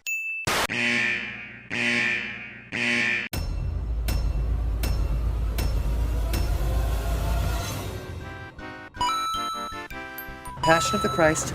Then we beat them overseas, where there's no such thing as religion. Remember the movie Interview with a Vampire? Don't want to. You're my Tom Cruise. And you're my Kristen Dunst. Kirsten? I was fighting a caped badass. Then we discovered his mom is named Martha, too. In Star Wars, men are destined to become their father, and then have consensual sex with their sister. You need to just keep living. Thank you, Matthew McConaughey. Your words are a treasure. There's gotta be some way to die. I just need to die harder. All these old guys on the wall. Who lives here? Callista Flockhart? Carrying 3 feet off the ground to snatch up the nearest muffin crumb? News live here at a breaking news situation. Come quietly, or there will be trouble. You stole that from RoboCop. Is there like a sorting hat? My superpower is just unbridled cancer. Give me a bow and arrow, I'm basically Hawkeye. What did I do to piss off a grumpy old f***er with a Winter Soldier on? Who are you? I'm Batman. You're so dark! Do you say you're not from the DC universe? In every film, there's a moment when the hero hits rock bottom. In Cool Runnings, it was when John Candy's prize bobsled broke. In Human Centipede, it was when those people signed on to be in that movie. Hands off that kid, John Connor! Give me your best shot, One-Eyed Willie. Oh god, that hurts. Suck it, Mel Gibson. Zip it, Thanos. We have a deal. Hey, big guy, the sun's getting real low. I want some more. I bet you do, Brown Panther. Get it? Because the X is on fire? 45 seconds of logos! Are we destined to a fate beyond our control, or can we evolve? All I know is that Jean Grey is narrating, which means she survives this movie. Spoiler alert, narration. Narr alert? Spoilation? Become something more. It's not an X-Men movie if we don't open on ponderous narration about mutation. Like, literally. Can you change your station? The song's over, honey. You said that just songs ago. Whatever happens in this setup for tragedy backstory is certainly the fault of the parents for not sharing the radio with the whole family. Okay, how about I make you a promise? When you are old enough to drive, you can listen to whatever music you want. But why would little baby Phoenix believe her mother if she just lied about sharing a radio? Poor Jean is back there imagining a world where she won't pick a single song for 8 more years. Car roll crash has been happening for an uncomfortable amount of time. Also, superheroes gotta have dead parents cliche. So you had a bad day. So there's a car wreck. She doesn't have a scratch. So someone calls Charles Xavier to handle it? This is the early 70s. He's still a secret operative most of the CIA isn't even aware of, right? Even if he could sense her and find her, which he can, why would the hospital staff let him in to interview her? So what happens to me now? Well, now Professor X will manipulate your mind and build a conscience for you, since you don't appear to have one. Seriously, her parents are dead, so how is she not sobbing? What you choose to do with your gift, that's entirely up to you. It's not his fault. He signed on for multiple films, and then the studio went and sold itself to a competitor. But it is still disappointing to see James McAvoy being so boring, when we've just seen him be so brilliant in Split and Glass, and even It Chapter 2. There are no tire tracks on this driveway as the car pulls in. Does Charles employ someone to lay down fresh dirt every time he leaves? What an ass. Holy shit, I just realized that's the girl that ate Jen Aniston's Cinnabon in the airport in Office Christmas Party, a movie I have totally not seen 15 times. Ma'am, I got something on Sat 6. This is 1992. How is she the only woman in the entire launch room? How offensive and ridiculous. Get her out of there! That was a joke, people. Calm down. I know what you're thinking. That you both look amazing for being over 50 and 60 years old? You were both present during the Cuban Missile Crisis, for Christ's sake. The jet can't get that high. Even with the new booster rockets and all your modifications. Give me one motherfucking goddamn bullshit bitch-assing one good bastard reason why the resident smart mutant would already be working on getting the X-Men into space in 1992, as opposed to, I don't know, any other scientific pursuit. But thankfully for this not historically accurate shuttle mishap, dude's been working on getting an X-Jet into space. And by golly, it's gonna f***ing pay off. Mr. President. Are you seeing this on TV? Who the f*** is that in the Oval Office in this movie's 1992? Some kind of Nixonified Clinton? These young version X-Men movies love hopping to important time periods, but then changing the specific details involved. But I can promise you, no one with black hair was president in 1992. You're doing space missions now. Cool. Portion of a future Fast and Furious table read ends up in this movie. Will the X-Jet even get that high? Well, technically, It'll get us there. Let's go. You might think Mystique is in a hurry here, but it's clearly Jennifer Lawrence who wants all of this to end quickly. Also, just before this happened, Hank told Charles that there was no way this jet was going to make it. But now, because the simple reason movies, it will get up there, no problem, and there won't be another question about it. If anything goes wrong, I'll turn us around in a heartbeat. I know you will. She will not. But that basketball just fell down into the mechanism, right? That can't be good. How many basketballs are down there now? Like one for every opening of the court, right? The whole jet underneath the basketball court thing has never made much sense to me. Even if the jet can't just hang out above ground with a basic level 1 Professor X invisibility cloak, which it can, there would still be better and far less used areas of the grounds to park the jet underneath, no? Why not under the croquet court or under the shrub maze? Like, you're hiding it under a basketball court to keep the satellites from spotting it. But then you lift up and off like this, expelling tons of energy, and what? You think the satellites can't see that? Honestly, the X-Men base location should be about as secret as the location of the G-spot, which is to say it's obvious for those willing to do the work, but for the lazy it remains unfindable.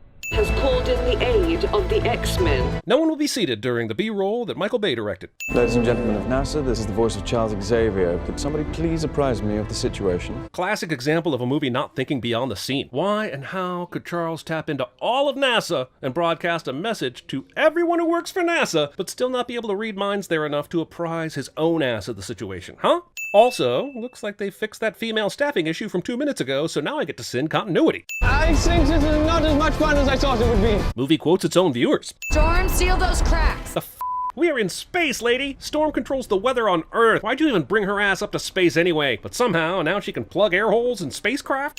Strap in, we're headed home. Funny, my college girlfriend... Oh, strap in. Never mind. We're not leaving anyone behind. I am not putting this team in more danger. With the combined abilities of Nightcrawler and Quicksilver, which you just showed, why is getting one more guy back to the ship that f***ing difficult? Jean can hold that shuttle together. Can't you, Jean? Why does Jean have to hold the shuttle together if the main issue is that a huge solar flare is going to hit it in a minute? The ship is toast, and nothing about the mission to rescue the captain has anything to do with keeping the ship intact. There will be shuttle debris all over the place when Nightcrawler goes to save the captain, none of which is being cleared by Jean. If we're worried about the ship collapsing and killing the captain, then say so. Otherwise, there is no reason to keep it together, other than to have her out here and absorb a ton of energy to become Dark Phoenix. 10.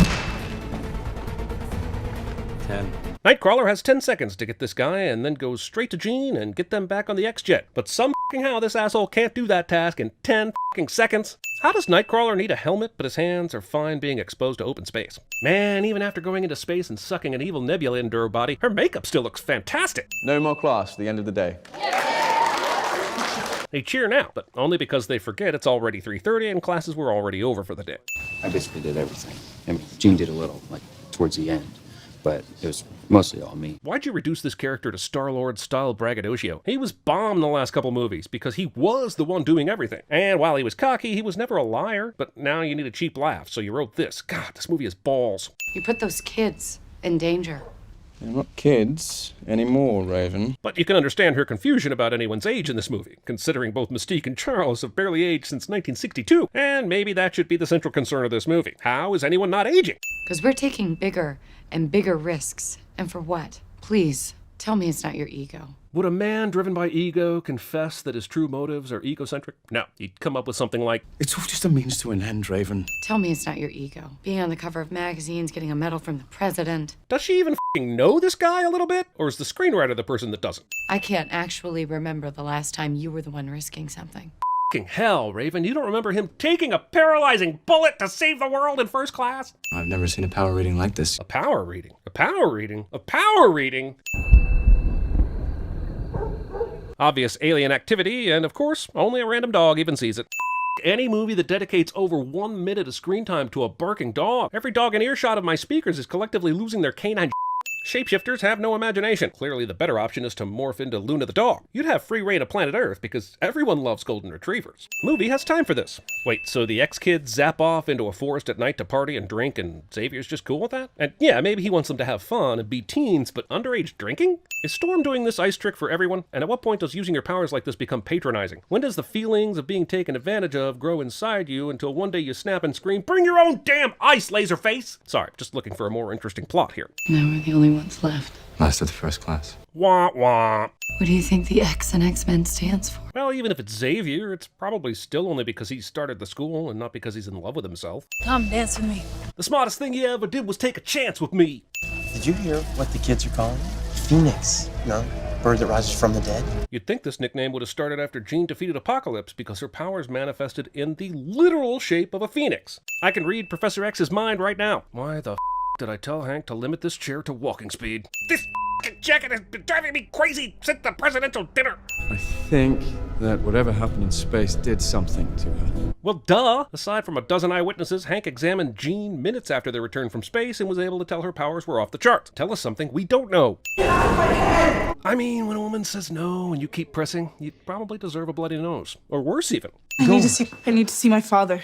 Your father's... He's alive. I can hear him. Daddy issues.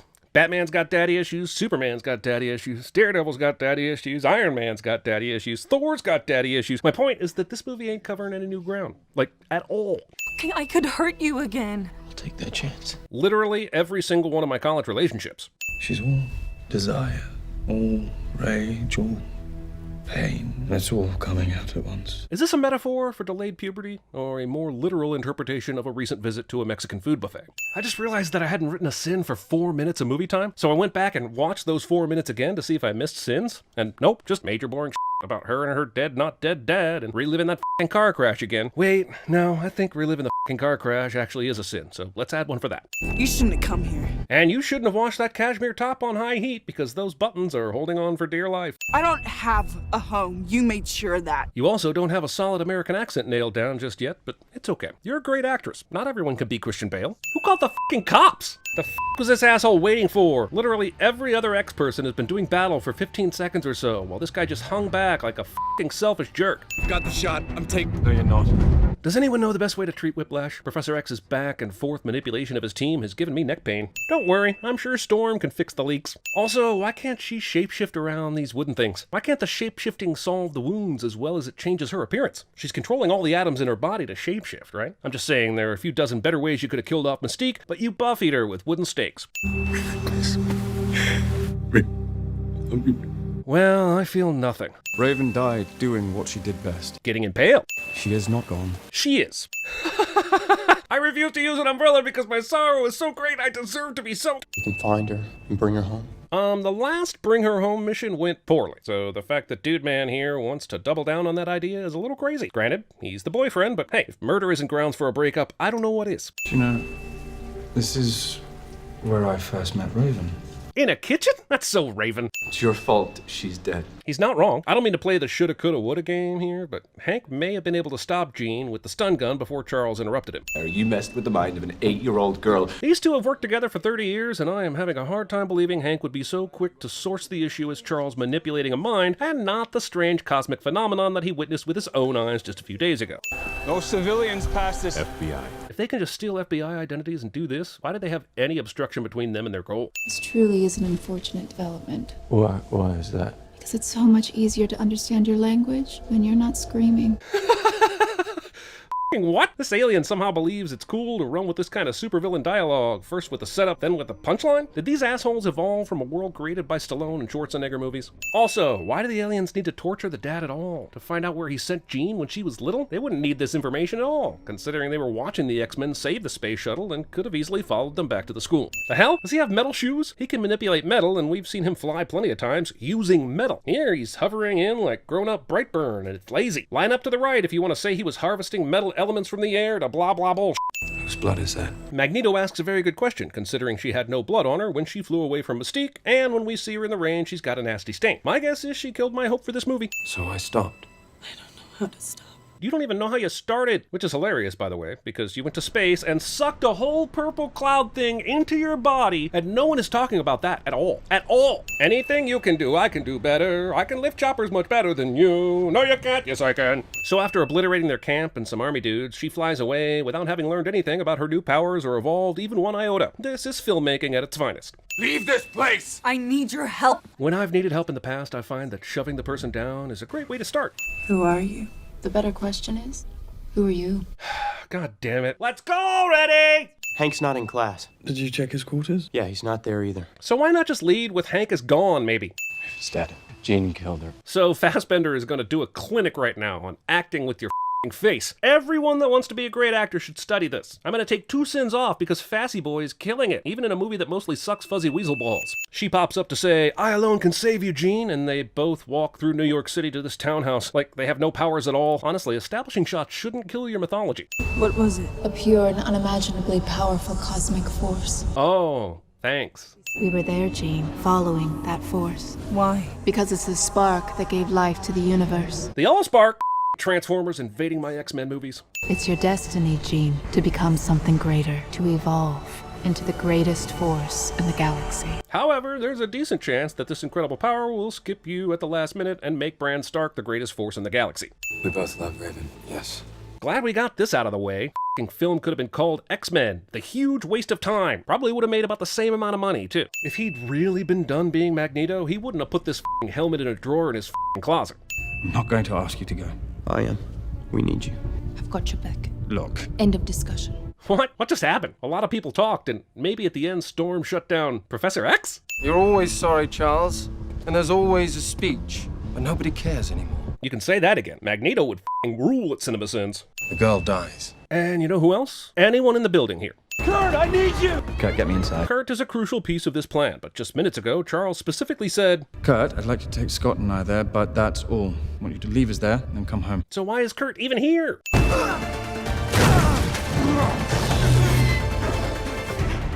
Goddamn, this film is cut up more than Edward Scissorhands' girlfriend on prom night. Feel the power inside you. That power is you. I hereby break ground on the brand new Jean Grey School for people who believe everything a perfect stranger says about them as long as it's an empowering compliment. There will only ever be one student, but she will ace the exams. I'm all for seeing Magneto flex his powers, but he has a sea of cars at his disposal, so why not use those to create the barrier you think you need with a subway car? This just seems like an incredible amount of wasted energy, but what do I know? My mutant power is the ability to sense when my frozen pizzas are baked without using a timer. And you couldn't even do that? This was Magneto's big push to kill Jean. A pokey banister? Where's the metal shard sandwich? I see at least one other metal lamp in the background, buddy. Give it a go. Wow, Dark Phoenix is strong, yo. It's a wonder there are still 30 minutes left in this movie.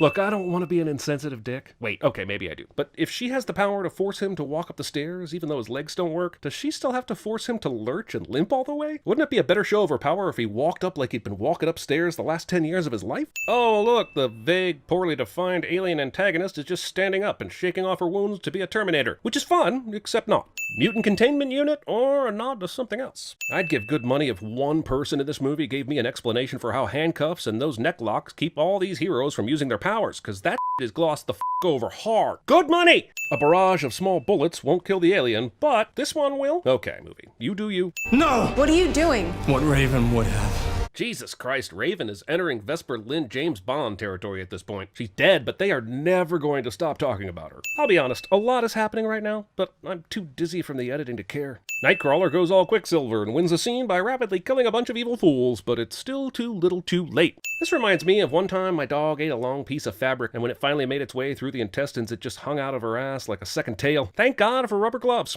And also, this movie for making me relive this. She seems pretty powerful even without having stolen Jean's mojo. This would be a much more dramatic moment if we hadn't seen every other alien survive this. I don't care how powerful of an alien you are, if you wear high heels in a minefield of bullet casings, you will fall down. Dude, what if the train itself leaps off the tracks and flies? That's too expensive to animate, Marv. No one's gonna be still paying attention at this point in the film. We could cheap out on that flying train animation and save a bunch of money. Do it. Even Thanos is jealous of that stylish dusting. You can't control it. If you kill me, you'll kill them all. I call bull. Jean just saved her friends from a train car ride from hell while controlling her powers and while absorbing all the alien energy may destabilize her again. Why would it be any different now than it was when she had all the energy before? No matter the explanation, this is a lazy way to wrap up the movie and give Jean a reason to zip up to outer space. Your emotions make you weak. Actually, it's a lack of exercise and terrible diet, but sure, let's blame the emotions too. She's gone. She is not. I've seen all the X-Men movies multiple times, and I'm goddamn positive that Days of Future Past links the early years films to the present day films. But here we have the early years cast killing off Jean Grey, even though she was literally in the end scene from Days of Future Past, only way older and way more Famke. And the movie goes on to say she evolved beyond this world, but still exists. But then why is Famke at the end of Days of Future Past? What gives? What the hell gives? How is this place not overrun with MCU? They know the mutants escaped, and there was a hostile alien takeover, and nobody has sent a plane or helicopter? Where are the NPCs at? I evolved beyond this world. But have found a way to narrate this movie from afar through the magic of cosmic radio waves. I can't read the small print underneath this sign, but I think I get the gist. It says, Raven. Long time ago, you saved my life. Then you offered me home. I'd like to do the same for you. It's called Disney. Oh, Charles, you'll love it there. There are so many like us, just waiting to team with us and crowd the screen with a phalanx of heroes so vast, screenwriters will get arthritis trying to give them scenes. I go easy on you. No, you won't. These movies have always been about this friendship, except for this Dark Phoenix movie, which was about aliens and Jean Grey, but still oddly has the Charles Eric chess game ending. We are heading into the third decade of the 21st century, and we're still having to deal with this logo. There's an old Native American proverb. Narration. Also, proverbs. Inside every person, there are two bears. Inside every person cliche. Also, I cut my stomach open after hearing this to find my own two bears, and I bled to death before I found them. Stupid hard to find inner bears. People keep trying to recreate the magic of Burning Man, and it never goes well. Here! Hide here! In this hole in the tree, we had hollowed out in case there was ever a situation where we needed you to hide while a demon bear attacked this reservation. I mean, this is not even a good hiding spot. See, if he'd left her on the other side of this tree, she'd have been spared this horrific sight. Waking up handcuffed to the hospital bed. Trust me, this is a sin. Hi, Danny. I'm Dr. Reyes. Just look how many pens I have in my pocket, which is protected by plastic, FYI. If I'm not a doctor, no one is.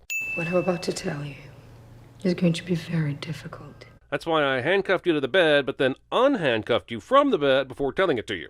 The camera is up in a ceiling corner, but then the recording angle is shoulder high. Your reservation was wiped off the face of the earth. But you made it out with barely a scratch. So that automatically makes you a mutant? Tell her about the tree you hid in, Danny. The man I work for has a way of recognizing new mutants the moment their condition reveals itself. Oh. Also, roll credits. Also, in this adaptation, the man Dr. Reyes speaks of is not Professor X. It is actually an evil organization called Essex, looking for mutants they can train to be killers. So, does that mean Essex has a Cerebro too? Because if they do, how has the actual Professor X not found that and snuffed it out? And if they don't, then how did Essex know about Danny before the actual X-Men did? Seems like it would have been easier to just have the X-Men run in this facility, and Dr. Reyes could have had her own ulterior motives. This is a facility for young mutants like yourself. Why would you wait until now to say this? She's already changed into the blue scrubs. Like, what the did you tell her to get her to do that? If not, this is a facility for young mutants like yourself. Point is, this is something said much sooner than this. Look, we can't help each other unless we talk to each other. Tell that to the Blue Man Group. She's back in street clothes. Did she have to put on the scrubs just to get checked in? Or did some of this get edited in a sequence different from the one they shot it in? This group therapy room is ready for anything. National Geographic magazines, yoga mats, a pillow, and what is either a hot plate or a tambourine. Let's fucking party! New girl. How up are you? Ileana. Drugs, I bet. Or an info, maybe. Hopefully. Since we found out Roberto essentially turns into a nuclear reactor if he gets too hot, why would he hope she's an info? It wouldn't do him any good. Keep behaving exactly like you are right now, and we can all just spend the day in solitary. I get that Ileana and Roberto are acting up, but Sam and Danny haven't said a word. And Rain answered the question Dr. Reyes asked, so why are they getting looped in with the troublemakers? Don't know how to grow weed, do you? No. What kind of Indian are you? That's racist. I don't believe I've seen an actor pull off blonde this poorly since Bruce Willis and the Jackal. They could have called this movie New Mutants, Bad Wigs. I get this force field is to keep them in, but I'm assuming it also keeps them out. Keeping this place a secret to outsiders will be impossible with that thing up. You're telling me no one has ever driven up or walked up a little too close and been hit by this? Because I don't believe you.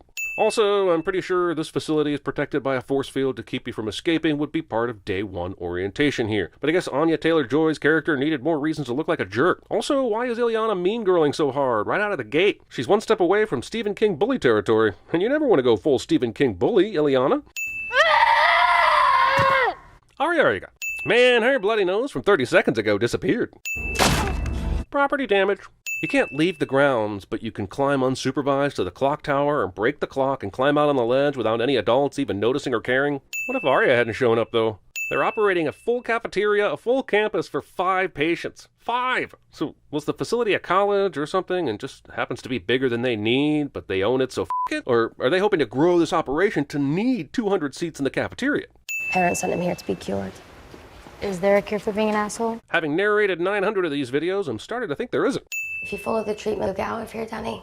I honestly can't tell if the movie's playing off psychiatric facilities or gay conversion facilities, because it feels like both. And if it's both, that is murky shit that will muddle whatever message the film is trying to say.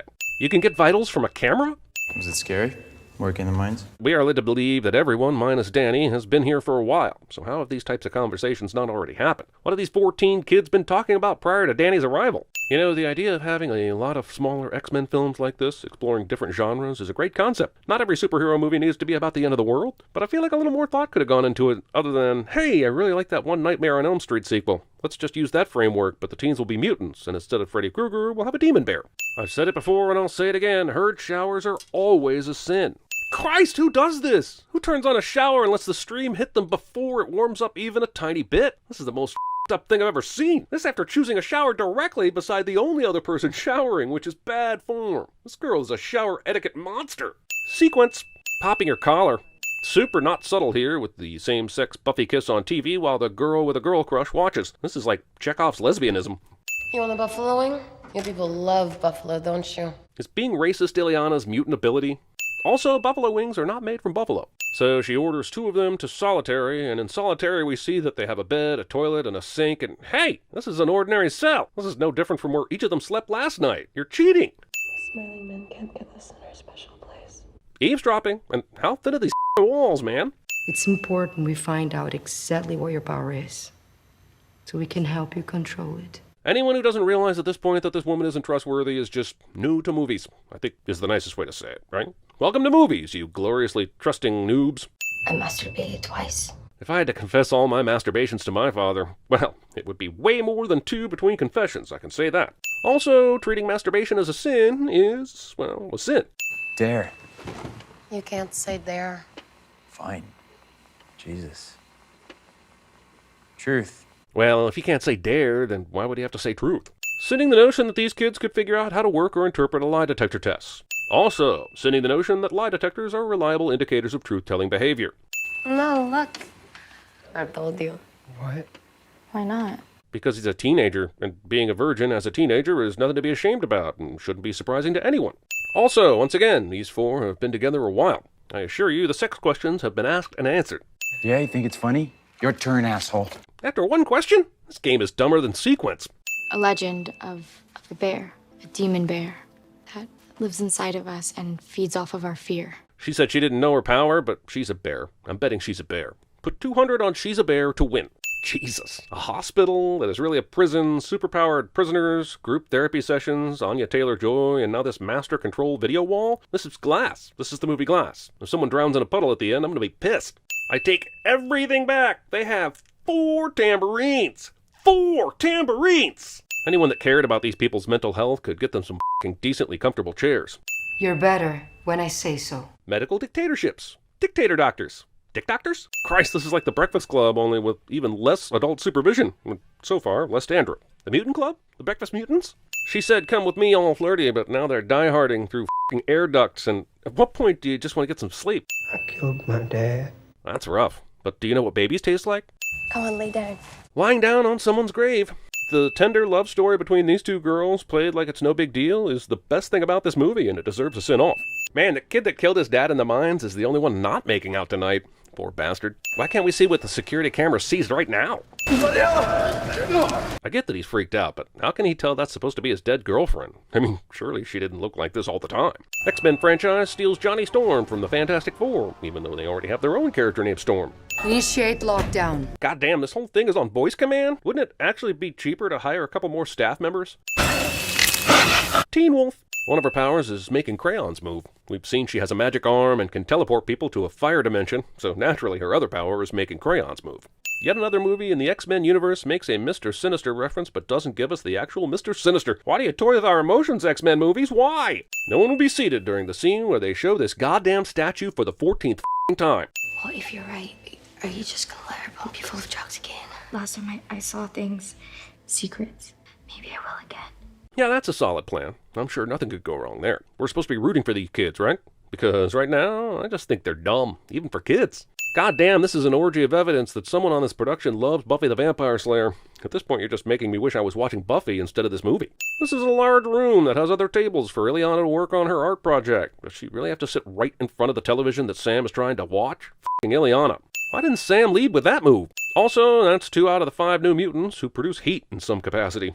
Could have used a little more variety with the powers here, is all I'm saying. My file. She's been in Reyes' office for seconds and just finds her own file lying around. She wasn't prepping us to be X-Men.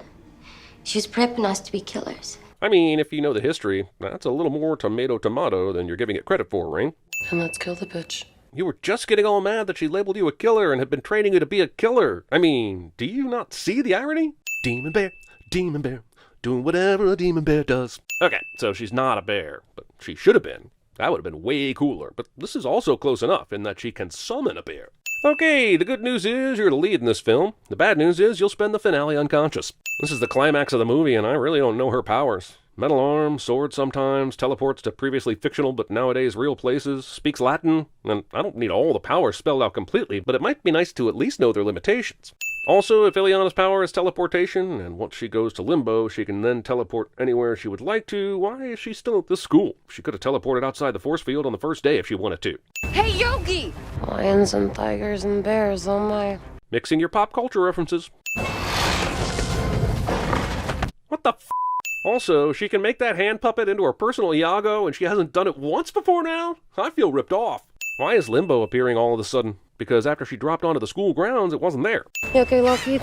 I swear to Moses, she says the word Lockheed more times in this movie than the entire executive offices of Lockheed Martin say it in a single day. Demons can come in churches. Demons can come in churches. Not even from Oral? Running barefoot in the snow. Even in a dream, you're getting hypothermia from that You have to wake up, or we're all going to die. Talking to her doesn't seem to be working. Try smacking her, or giving her CPR, anything but continued ineffective yelling. Magical ghost dad ex machina. Rain survives this. I'm in charge now. This works. I see, so she's the Demon Bear Whisperer. That is the fastest sunrise since Hobbs and Shaw. Covering your junk with junk. What? What's this here in the wreckage of a giant demon bear attack? A photo of me and my dead dad? Amazing! Also, a photo of the dead dad has a DirecTV product placement in it. While they bond and become friends and shit, I'm wondering where the Essex Corporation cronies are. Surely they know by now Reyes is dead and the facility is compromised, right? Right? Hey guys, the dome's gone. So, we're free? Duh! You literally went to kill Reyes! Dina called her the source of the force field dome, and you said, let's kill the bitch, and that was only like a few hours ago. How are any of you surprised the dome is gone? Maybe you don't deserve to be locked up, but you definitely need some educating. But also, Janice said that freedom's just another word for nothing left to lose. So, in a sense, several of you were already free. My father used to tell me that inside every person there are 2 bears. Repeating the opening narration at the end of the movie. That logo music just gets you pumped. We'd like to welcome Deadpool and Ryan Reynolds to the CinemaSins team. Thanks for providing your clout and a free Mint mobile account.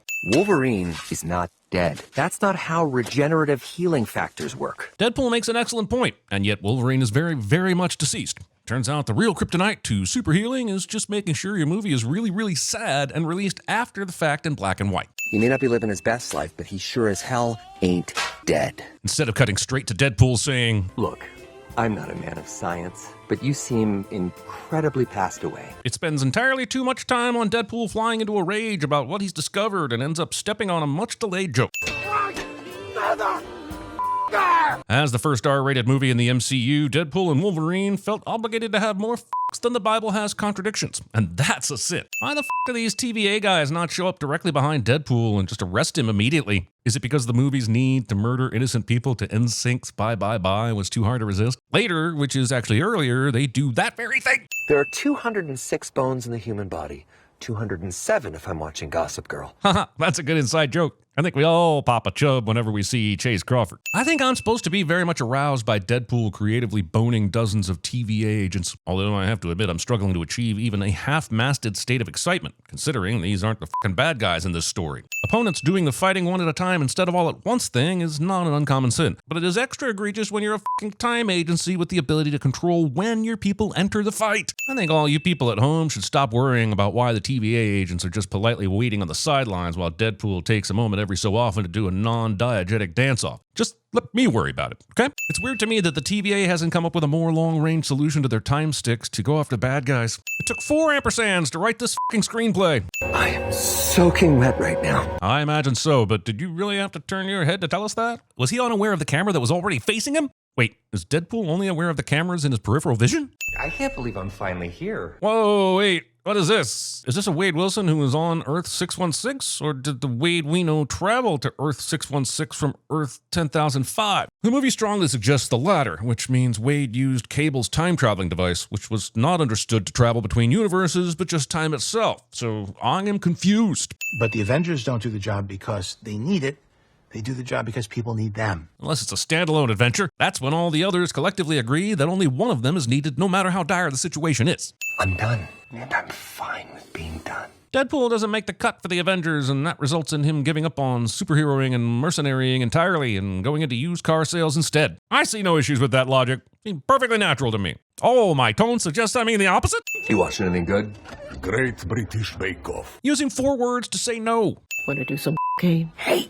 Cocaine is the one thing that Feige said is off limits. Yeah, but you don't live by Kevin Feige's rules on Earth 10,005, right? Joining Disney happens later, according to the plot, so this is what fucking happens when you attempt to cross a stream before the streams are fucking ready. Also, cocaine is the one thing? The one thing? Everything else is good. So no cocaine, but heroin, meth, ass, the C word, the Z word, copyright infringement, sapphic f***ing, graphic sexting, flaying, spaying, and doing a human centipede are still all on the table? Good to know! Guess what I'm trying to say is how proud I am, how grateful I am. But not proud or grateful enough, apparently, to give Negasonic What's-Her-Power a proper role in the movie. Look, I've never been a natural bottom, so we're gonna take things real slow, and I want some crazy eye contact. The TVA grunts put up with many minutes of this tedious innuendoing when all they had to do was have one man enter from behind with a reach around. Wait. And we're in charge of defending what's known as the sacred timeline. Holy f***, that is a ton of exposition for a threequel. Kicking me in the dick and then saying, holy f***, I just kicked him in the dick does not get you a pass for kicking me in the dick. Was this because I used Cable's time machine? No, it has nothing to do with that. Mainly because the TVA hadn't been introduced to the MCU yet, and even if it had, Fox wasn't invited to the party. You've been chosen for a higher purpose, a purpose unclear even to me. Putting Kevin Feige's words into Matthew McFadden's mouth. One that could save the entire sacred timeline from a possibly grisly fate sometime in the future, which may very well need to be avenged. Well, which one is it? Because if he's saving the sacred timeline, he won't need to avenge it. And if he's avenging it, that means he wasn't able to save it. Your words matter. Gratuitous cameos? Indiscriminate use of variants? Deadpool had no clue what the TVA is or does until less popular Mr. Darcy explained it to him, and yet he knows what a variant is? Yes, I know, it's fairly unproductive to sin what Deadpool should and shouldn't know, but haha, the joke's on you for thinking any of this is an exercise in productivity. The opportunity you sought years ago, but for which you were not ready. We believe you're ready now. That's right, people. 6 years working sales will be enough to make you ready to save the sacred timeline, even though logic would suggest it's more likely to make you want to watch the world burn. Suck it, Fox. I'm going to Disneyland. Whoa there, guys. You're telling me there's a camera and a microphone in this scene? I know that Wade realizes he's in a movie, hence the fourth wall breaking, but doesn't his interaction with film equipment mean that nothing matters? Next thing you know, Deadpool's going to show up to 5,000 theaters on opening weekend during a big scene and punch people in the face to complete the full destruction of the fourth wall. Adorn me, Beardo. Why the f*** does the TVA have its own tailor on site? That guy knows what I'm talking about. Is there any practical reason why this office is laid out this way? with the floor that overlooks the cubicles from above and there's no railing? This is an OSHA complaint waiting to happen. An anchor being is an entity of such vital importance that when they die, their whole world slowly withers out of existence. Man, we are introducing a lot of lore in the first 20 minutes of this movie. If only there had been an entire TV show about the TVA where the concept of an anchor being could have been explored. That way, we could have sinned requiring prior knowledge from a TV show too. Your anchor being died in an act of self-sacrifice so epic that it sent shivers down the timeline. Logan. Logan's death started the unraveling of the Foxiverse, but that happens way in the future. So why did the TVA go back in time and pull out this specific Deadpool? Well, you see, Fox didn't think this far ahead, and now Marvel is using a bunch of timey-wimey nonsense to force a square peg into Deadpool's round hole. Paradox's portable device here shows him clicking on Run Program, and then it starts loading, and then screens around the room start playing Logan. How the f*** did he know what footage he was playing when nothing specific was on the screen? The multiverse does not need a babysitter. We need a mercy killer. Here's a quick history of the MCU. TV versus Cinema Edition. Agents of S.H.I.E.L.D. did things, and the Winter Soldier said, nah, f*** you. WandaVision did things, and the Multiverse of Madness said, nah, double f*** you. Finally, Loki did things, and now Deadpool and Wolverine is like, that's no fun, so triple f*** you with adamantium claws. Has anyone told the MCU they don't have to make TV shows if they really don't want to? That's a time ripper, Mr. Wilson. It will allow me to destroy the space-time matrix of your universe. Paradox lays out his plan to Wade, like any self-respecting villain would. And I guess my main question is, f***ing why? Okay, Paradox needs to explain why Deadpool can't return to his timeline, but he could have just made something up. He only needs to stall him 3 days. But instead, he explains, posits, and overshares the super prohibited Time Ripper gizmo, as well as his 5-year plan to conquer the TVA at the expense of everyone Deadpool loves. Why? I don't want to work for the TVA. I want to be the TVA. What does that do for you? Do you get better retirement benefits or something? And don't worry, your friends won't feel a thing. It'll be over just like this. Oh, what's that? Paradox seems to think that because it will be a quick death, Deadpool will be fine with losing the love of his life, his drug dealer, and the 7 other people he tolerates. I am getting a chuckle about this movie showing this scene right now and not showing the close-up of Scarlett Johansson for reasons that are mysterious and unknowable. Deadpool really has made the most of his short time in the TVA. Not only is he able to work this TVA pad thing that he's never seen before, but he also set it to Logan's grave in the Foxiverse all in about 3 seconds of slow-mo flight time.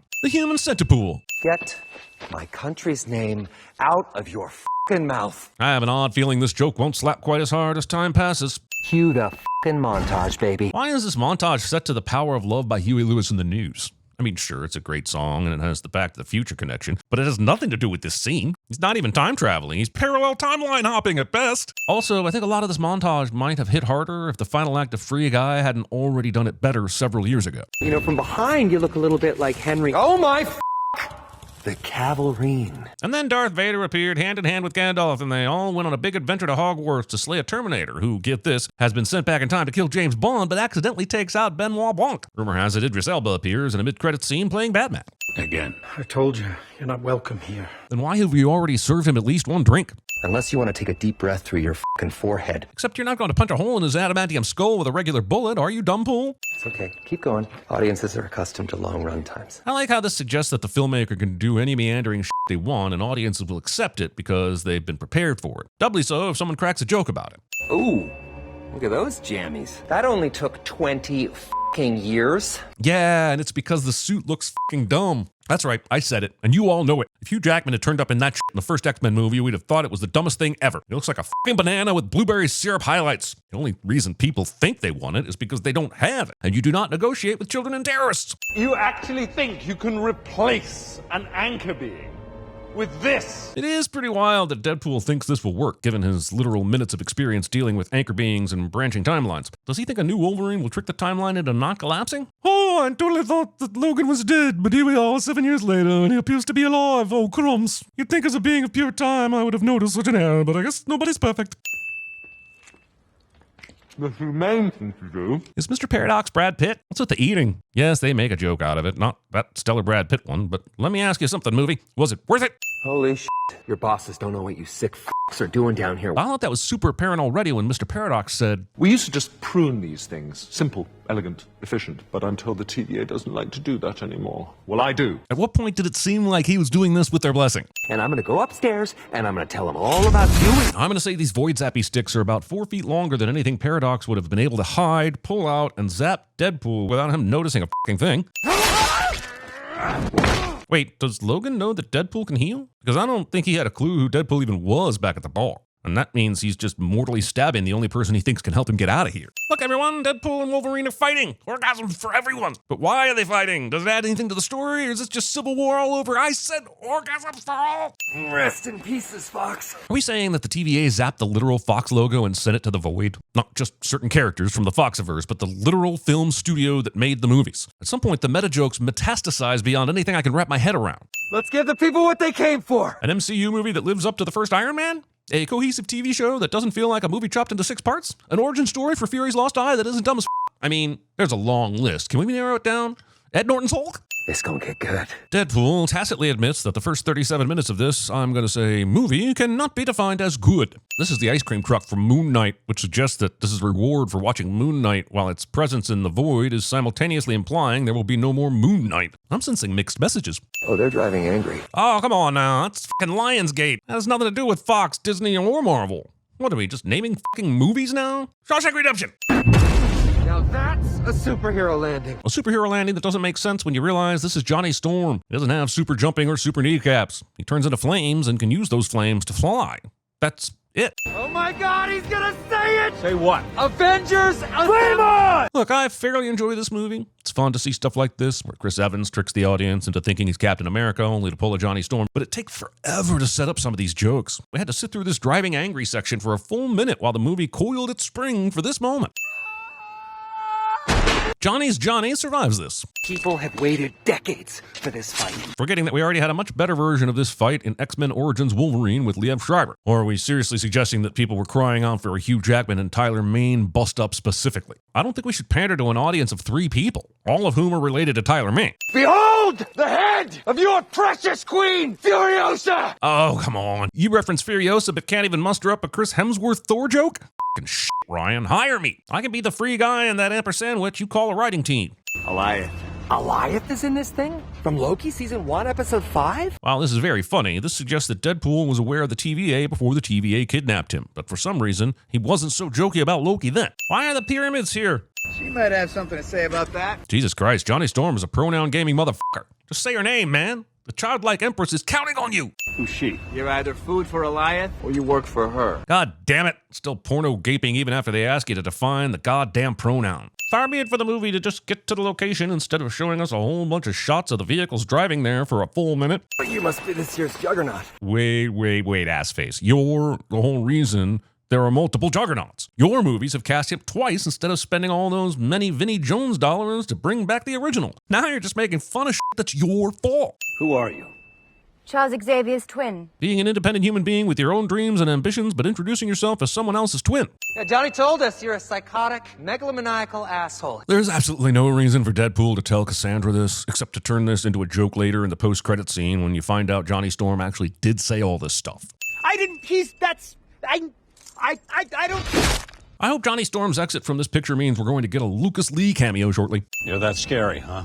The TVA certainly thought so. If that's the case, why aren't there more Cassandras in the void? You're telling me she's the only one who qualified for banishment? They sent me here before I could walk. I guess we'll never get to see the baby Cassandra movie where she somehow survived the void at the age of 1. I love it here. You live in a garbage dump. That's ruddest. Unfortunately, I had no Charles Xavier to teach me temperance. Movie has time for this oral history of Cassandra Nova instead of showing it to us. Glad we got the cavalry instead. If you want to kill me, it's going to take more than a little blade. How about 6? How did nobody see Logan coming? Not a single fucking fucker saw him. He didn't burst out of the ground. He just literally crouched right up behind her and pulled this shit in front of everybody.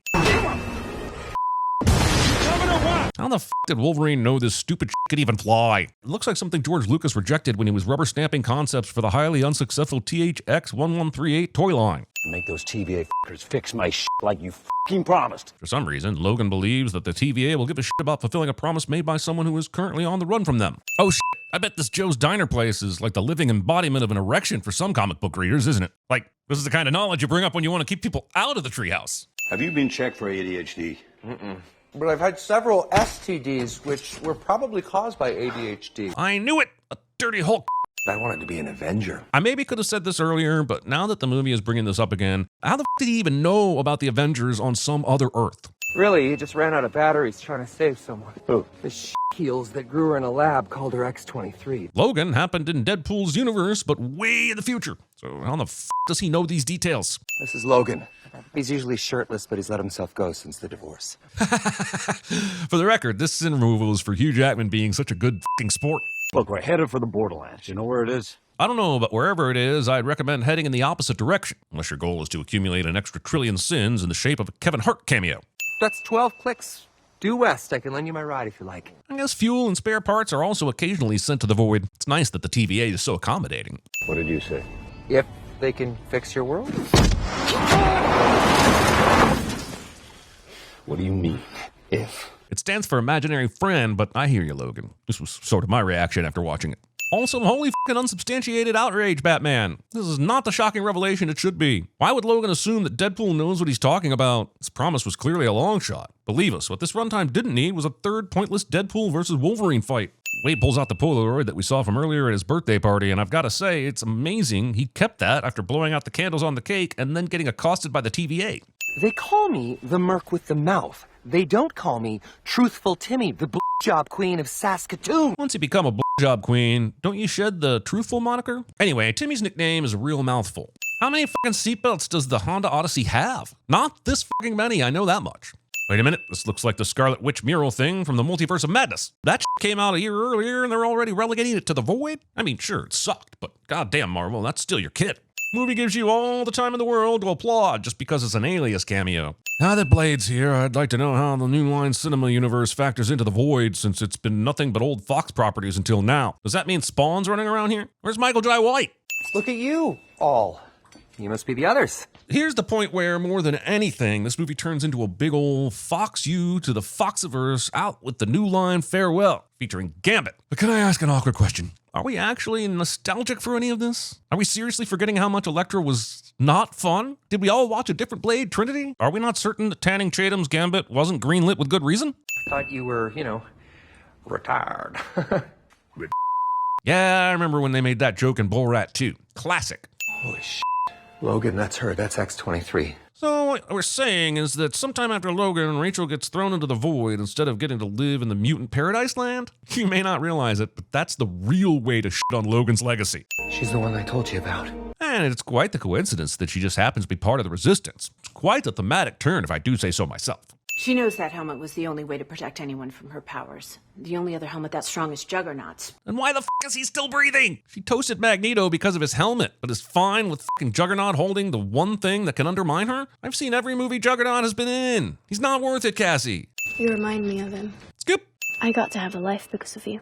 It sounds like you got about 6 or 7 years and then were zapped to live in a barren wasteland on the run for your life because of him, actually. The humans came and went mutant hunting. And Logan was drunk and couldn't save them. Anyway, the humans' attempt to kill superpowered mutants apparently succeeded on a level that raises more questions than it answers. Granted, I don't know the dynamics of Cassandra's Ant-Man colony, but why is everyone waiting for these superheroes to slowly exit the car rather than engaging in a full-on attack? Blade just blew up the front doors of this place, so I don't understand why everyone is holding back like they're waiting for William Wallace to yell, "Freedom!" or whatever. I love that for Wolverine's entrance to come about like this, he must have thought, well, that fireside chat convinced me to do the right thing, but I still want my big moment, so I'm going to hide in the trunk and only come out at the last second. Fingers crossed I can open the trunk from the inside, or this is going to be hella embarrassing. This kind of nostalgia could be costly on such an overcast day.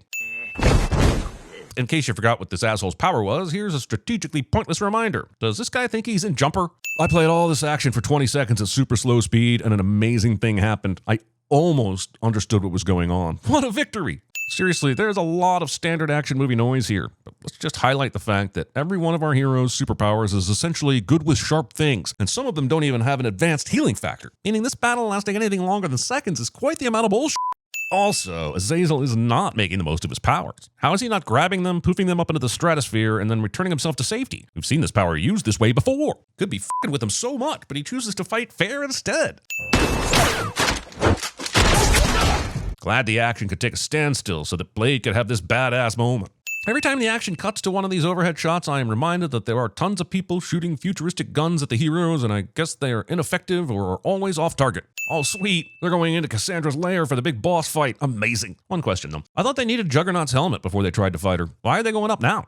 Going through the effort of CGing the steam in this clearly empty mug of tea instead of just putting fucking tea in it. This Blade versus Toad fight is awesome for the incredible 4 seconds it lasts. What? What's going on in here? Cassandra dives into Logan's brain, and a lot of these memories appear to be pulled from the movie Logan, and it will probably take you until the end of this sentence to realize how much not sense that makes. Interesting that inside Logan's mind, his thoughts are laser focused on Infinity Stones. It's not just the bad ones. This movie does a neat trick where Logan admits to murdering innocent people, and it sails right on by that confession as if we're supposed to be more sympathetic to Logan after that. The movie is like, hey guys, did those nameless innocent people ever give you over 20 years of entertainment? No, let's get back to the real victim and tend to his needs. I can silence all those voices. Can you get my brain out of the wheat field? I think Pearl's just around the corner and she's about to f a scarecrow. And what about the face hole on this mask? Why can't her psychic abilities just take a detour a few inches south and out her eyeballs or nostrils? And if she's using her fingers to get inside people's minds, why the f does the helmet work? Also, was this always the plan? Just hope that she'd be distracted enough by one of them so that the other can sneak behind her and put the helmet on? I'm not sure how they could have planned for that. They had no idea her goal was to recruit Logan. She could have just spaghettified the both of them. I'm going to boil your brains on an atomic level whilst flicking my bean to the Enya box set. It's quite possible we don't give Emma Corrin nearly enough credit for helping make this movie worth watching. This line and her performance deserve a send-off. I'd say you have about 4 seconds before your Elias food. Why them specifically? Why wouldn't Elias be going after the huge meal down below where the battle is taking place? Also, while the next 90 seconds are in slow motion, the movie is doing some seriously bad accounting on that 4 seconds Cassandra gave them. Good thing the sling ring works between dimensions. Didn't realize that was a thing. Someone should go back in time and tell Strange that he didn't need that America kid after all. Paradox comes running out of the subway station, which definitely has a bunch of barricades set up around it, but nothing is blocking the entrance. Any asshole could have walked down here and discovered this TVA outpost. Holy shit, looks like this movie just turned into 3 guys, a girl, and a pizza place. We're getting indications of an unsanctioned Time Ripper activating on Earth 10005. We're in the 3rd act of the movie, so now we can figure stuff out that we should have known about long ago. Also, I don't know how Paradox planned to get away with this if a Time Ripper just gives indications to the Home Office. Oh my God. Why exactly are they reacting in shock to something that isn't visible yet? Original recipe or Van Milder here? Ah, that's funny. I can gently tap the 4th wall too. The proposal. Just take this sin back, you fucker. They called this Deadpool Ladypool, but they missed out on wordplay and meta by not calling her Livelypool. Told you there were a lot of Deadpools over there. Yeah, but since Cassandra strongly suggested that they all work for her, where the f were they during the big void battle a few minutes ago? Also, putting aside the how for a moment, let's ask why. Why did Cassandra think the best way to keep Deadpool and Wolverine occupied was with a ton of variant Deadpools? She needs to be bought a lot of time, and they are hardly famous for their loyalty or ability to stay on task. Are they? Also, putting aside the why, how the f did she pull this off in the 5 minutes since she came up with the plan to f the TVA? And why are all the Deadpools agreeing to this? And who did the sling ringing to get them here? I'm assuming Welshpool's inclusion here is a Dynamite reference that I just don't think I understand. The movie could have gone really wild with the variant Deadpools, but decided to limit itself to whales, samurai, floating head, various ages of pool, lady pool, and robot lady pool. That's Kid Pool. She's the dirtiest. In their worlds, they were all known as Deadpool, I guess. But in a very real sense, they are only known by their Deadpool knockoff names. So I imagine their worlds in which Clint Eastwood starred in a movie that inspired the comic book that led to their creation. The Kid Pool was the 5th Dirty Harry film in which nasty liberal kids peed in pools around San Francisco, only to be brought to lethal justice by Harry's .44 Magnum. I see the discoloration trail from the shallow end leading to the pool donut. I know you peed in the pool, son. Don't blame Timmy. He voted Reagan. I think it's been steadily great since Endgame. Hilarious, but why were you giving the thumbs down in agreement with Deadpool when he was talking about how bad the multiverse stuff was just seconds ago? How long does it take for you to regenerate? Regenerate? The sequence with all the Deadpools has 2 functions. When Nicepool dies, it allows Deadpool to adopt Dogpool and get his guns. And it gives Blake Lively some Deadpool screen time behind a mask. Other than that, this whole thing is a giant time waster. Isn't carrying a human shield more of a burden for someone who can't be killed and favors acrobatics? You save the good stuff for special occasions? Sure, special occasions. I wish this could have happened somewhere other than the massive Deadpool fight where no one can die scene. But I guess you got your fanboy applause, so whatever. Also, has this mask been hanging out back there this whole time? And Deadpool never mentioned it? Not once? Not a single dig? Yeah, no, that totally tracks with what we know about this character. I guess these ones regenerate. The inevitability of at least some of these pools being able to instantly regenerate makes me wonder why Wolverine and Real Pool didn't just say, f it, and head straight for the subway instead of carrying on this unproductive nonsense. It's all over. Not yet, it's not. Oh, no. In If, I got annoyed at Ryan Reynolds doing that no thing over and over again, and I thought it was just a product of that movie. But in D&W, he does it just as many times. Now, Cassandra Nova is redirecting the Ripper's power to eliminate all timelines, starting with this one. Wait, if she starts with this one, doesn't that mean that the Time Ripper won't exist anymore? Which means that it won't be able to destroy the other timelines? And fortunately, it's like a very gradual eliminating instead of an instant flick of a switch. Plenty of time for you to stop her. Even if you lived long enough to make the circuit, you will die down there. Paradox explicitly spells out that both of them will be broken down into their constituent elements if they attempt this. This means the movie is sincerely trying to convince me that there are stakes here. A movie that has stripped away all the stakes from Wolverine's last movie in service of a cinematic universe that stripped away all its own stakes with time travel and the ability to endlessly copy and paste characters from other dimensions, spending a solitary breath trying to buy my investment that anyone here can or will die is an insult, sir. I waited a long time for this team up. Somebody appears to be forgetting that this team-up already happened back in 2009, and yes, it still counts, even if you didn't like it. Wolverine opens this door by pressing a button, but then Deadpool runs in, punches him in the face with a fire extinguisher, and locks it up. Because as we all know, there are definitely times you need to be in this room and make sure that nobody else can get in. That's a design that totally makes sense. Seeing the distance between the matter and antimatter tubes, I don't know why either one of these guys thought they were going to do this by themselves. But why did it only blow off his top half? You're telling me that the two things Feige set her off the table were cocaine and Hughes Wang? Fortunately, doing whatever it is they're doing fully reverses all the damage that Cassandra has done instead of leaving the timeline like 98%. The Wolverine. He's a hero in my world. Movie thinks it hasn't set up the heroic story arcs enough for D&W and wastes time flashing back to the stuff we have had hammered in our heads for nearly 2 hours. Wade, you can finally matter. Thinking you have to save the world or multiverse in order to matter, when sometimes just getting out of bed is a-okay. Because you know there's a good chance you don't join the Avengers, still have value, and manage to go on your entire life without making a terrible MCU movie. It's a win, my friend. Vanessa. I want to see Vanessa.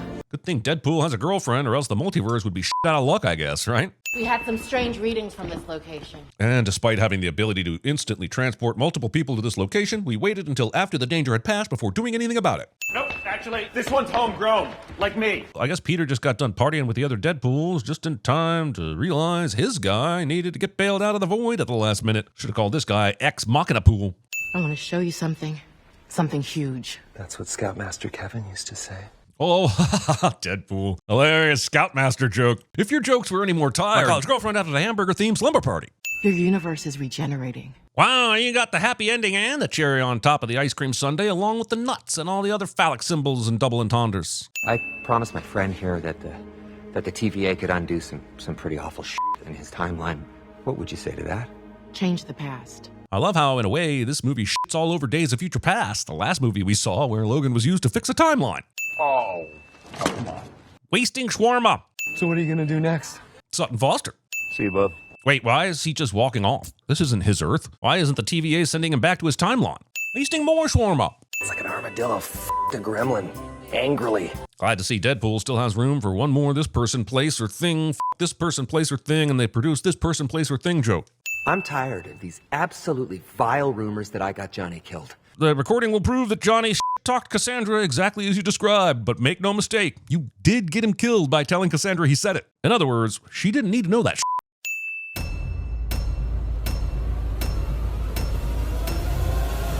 This is a thought, and this is a thought, and this is a thought. Mutation. It is the key to our evolution. It has enabled us to evolve from a single-celled organism into the dominant species on the planet. This process is slow, normally taking thousands and thousands of years. But every few hundred millennia, evolution leaps forward.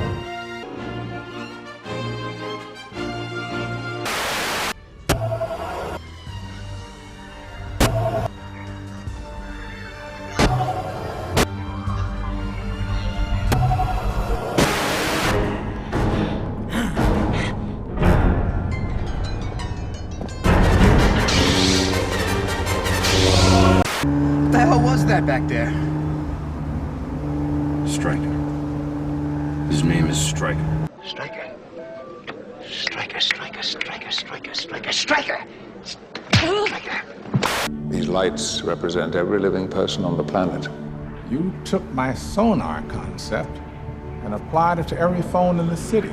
With half the city feeding you sonar, you can image all of Gotham. This is wrong. Your cities will not be safe. Your streets will not be safe. You will not be safe.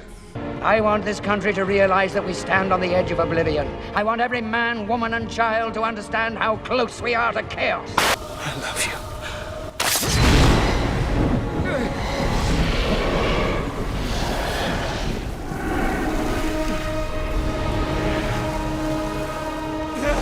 What have I done, sweet Jesus? What have I done?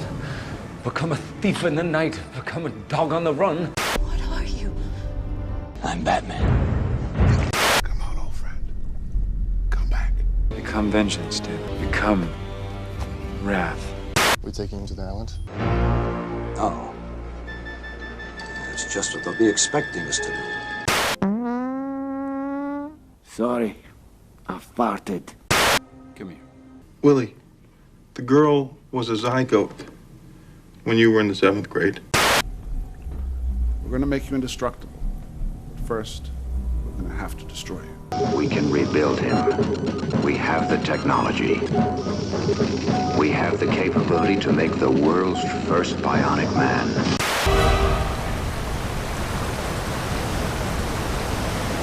What happened? Where'd he go? Y'all get a Peter Pan right here off of this dam, right here. What's the island? We have to go back, Kate. We have to go back! Tell me, Mr. Anderson, what good is a phone call if you're unable to speak? Nobody kills you but me. Brothers don't shake hands. Brothers gotta hug.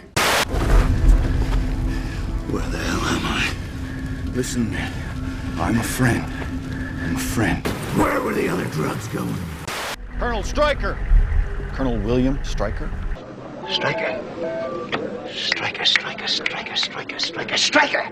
Stryker!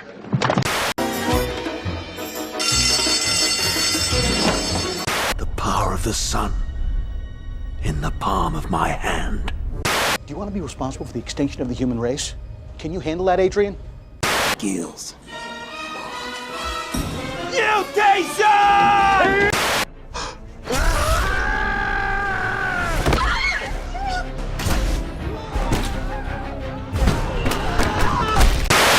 You can stay and fight for the people who hate and fear you, or you can join me and live like kings. Damn hell-ass king! Just let me get to my house. Okay, we're gonna do that. I swear to you, I'll give you what. I'll give you me. I'll give you my whole body. Okay. I just need to get to my house. Okay. We're gonna do that. Just throw the gun out the window. I can't do that. We're not gonna bother you. We're gonna let you go up there. Just throw it out the window. 1. Our hopes for recalling the 843rd bomb wing are quickly being reduced to a very low order of probability. 2. In less than 15 minutes from now, the Ruskies will be making radar contact with the planes. Like a good neighbor, State Farm is there. Hey, guys. Do it again. In my office. Inquire of the engineer about the possibility of going to 105% on the reactor. Captain, engineer reports 105% on the reactor possible, but not recommended.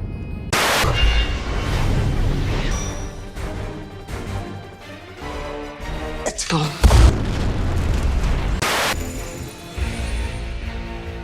Eric, I believe. You can call me Joker. I know it was you, Fredo. Boris sure found a way to make the time pass up there. Tommy, how's the peeping? Tommy? English, motherfucker! Do you speak it? As I told Lady Freeze when I pulled her plug, this is a one-woman show. You want answers? I want the truth!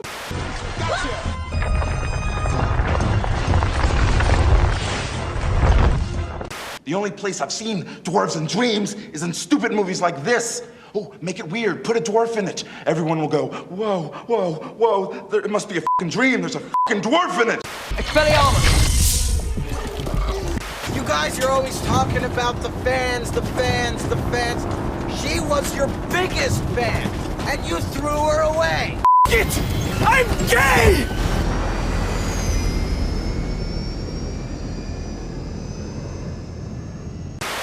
You really hate mutants, Doctor, don't you? On the contrary. I have a tender spot in my heart for cripples, bastards, and broken things. Für mich nicht. Ich mag Scotch, Scotch mag mich nicht. Ich auch nicht, ich bleib beim Shampoos. 3 Gläser.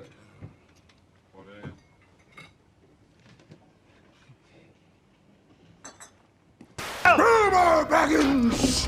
Do not take me for some conjurer of cheap tricks. What do you want us to do with them, Major Striker? Striker. Striker, striker, striker, striker, striker, striker! Striker! Ladies and gentlemen, boys and girls, this is a code red situation. Did you order the code red? You're goddamn right I did!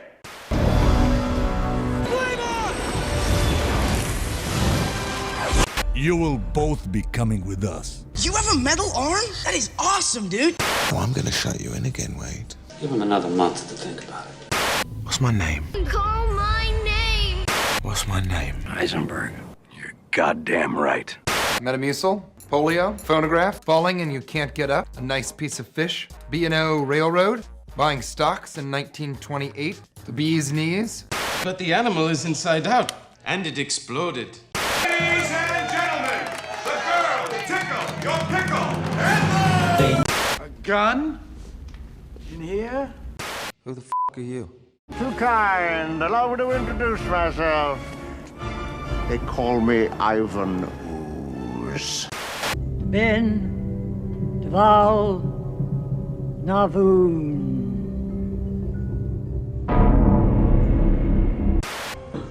Hello, Mystique. Major Striker. Striker, striker, striker, striker, striker, striker! You're gonna give me the keys to your car and some money for gas, or you're gonna wake up in the hospital. Trust me, I know how these things play out. Oh, because you're from the future. No, because of these. We're gonna have a big vegetable patch. We're gonna have a rabbit hutch. And down in the flat, we'll have a little field of alfalfa for the rabbit.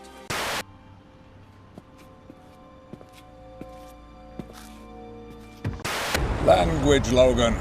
Language. 4 or 5 moments. Great moments are born from great opportunity. No capes. Start? I don't feel so good. It was my fault. She died. And what you choose to do with your gift, that's entirely up to you. You are who you choose to be. Kurt, where is she? Where is she? It's Jane. Wade, it's Jerry. I don't know what to do. It's Jean. She's all desire, all rage, all pain. All right, all right, all right. Get to the chopper! Get to the chopper!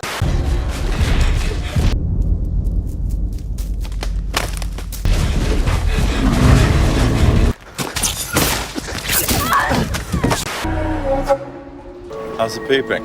Hello? You died here! Why didn't I just die with them?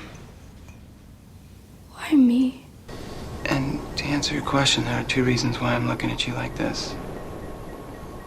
1, because it seems in a few minutes that you will officially be the only survivor of this train wreck. And 2, because you didn't break 1 bone. You don't have a scratch on you. How did you feel? Free?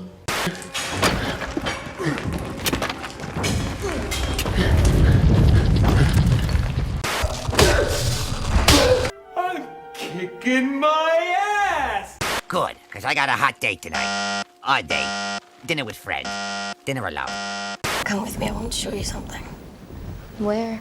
I would like to extend to you an invitation to the pants party. Fuck the prime time, bitch! I asked him, which one wins? Sincerely yours, The Breakfast Club. Oh my god, he's gonna say it! Say what? Avengers! Flame on! Sorry, what now? What the shit? I didn't, I don't... Oh no, he died! That bald chick was right about one thing. You will never save the world. You couldn't even save a relationship with a goddamn stripper. Why are you even here, Randy? You'll never be the leading man. You! You look like the superhero version of Hawkeye. It's a weird flex, but sure. It's been a while since I've seen Sling Blade. Hit me again. The coup plow. I started killing. And I couldn't stop. I didn't want to stop. I know what people taste like. I know that babies taste best. TikTok. Really? Tony Stark was able to build this in a cave with a box of scraps.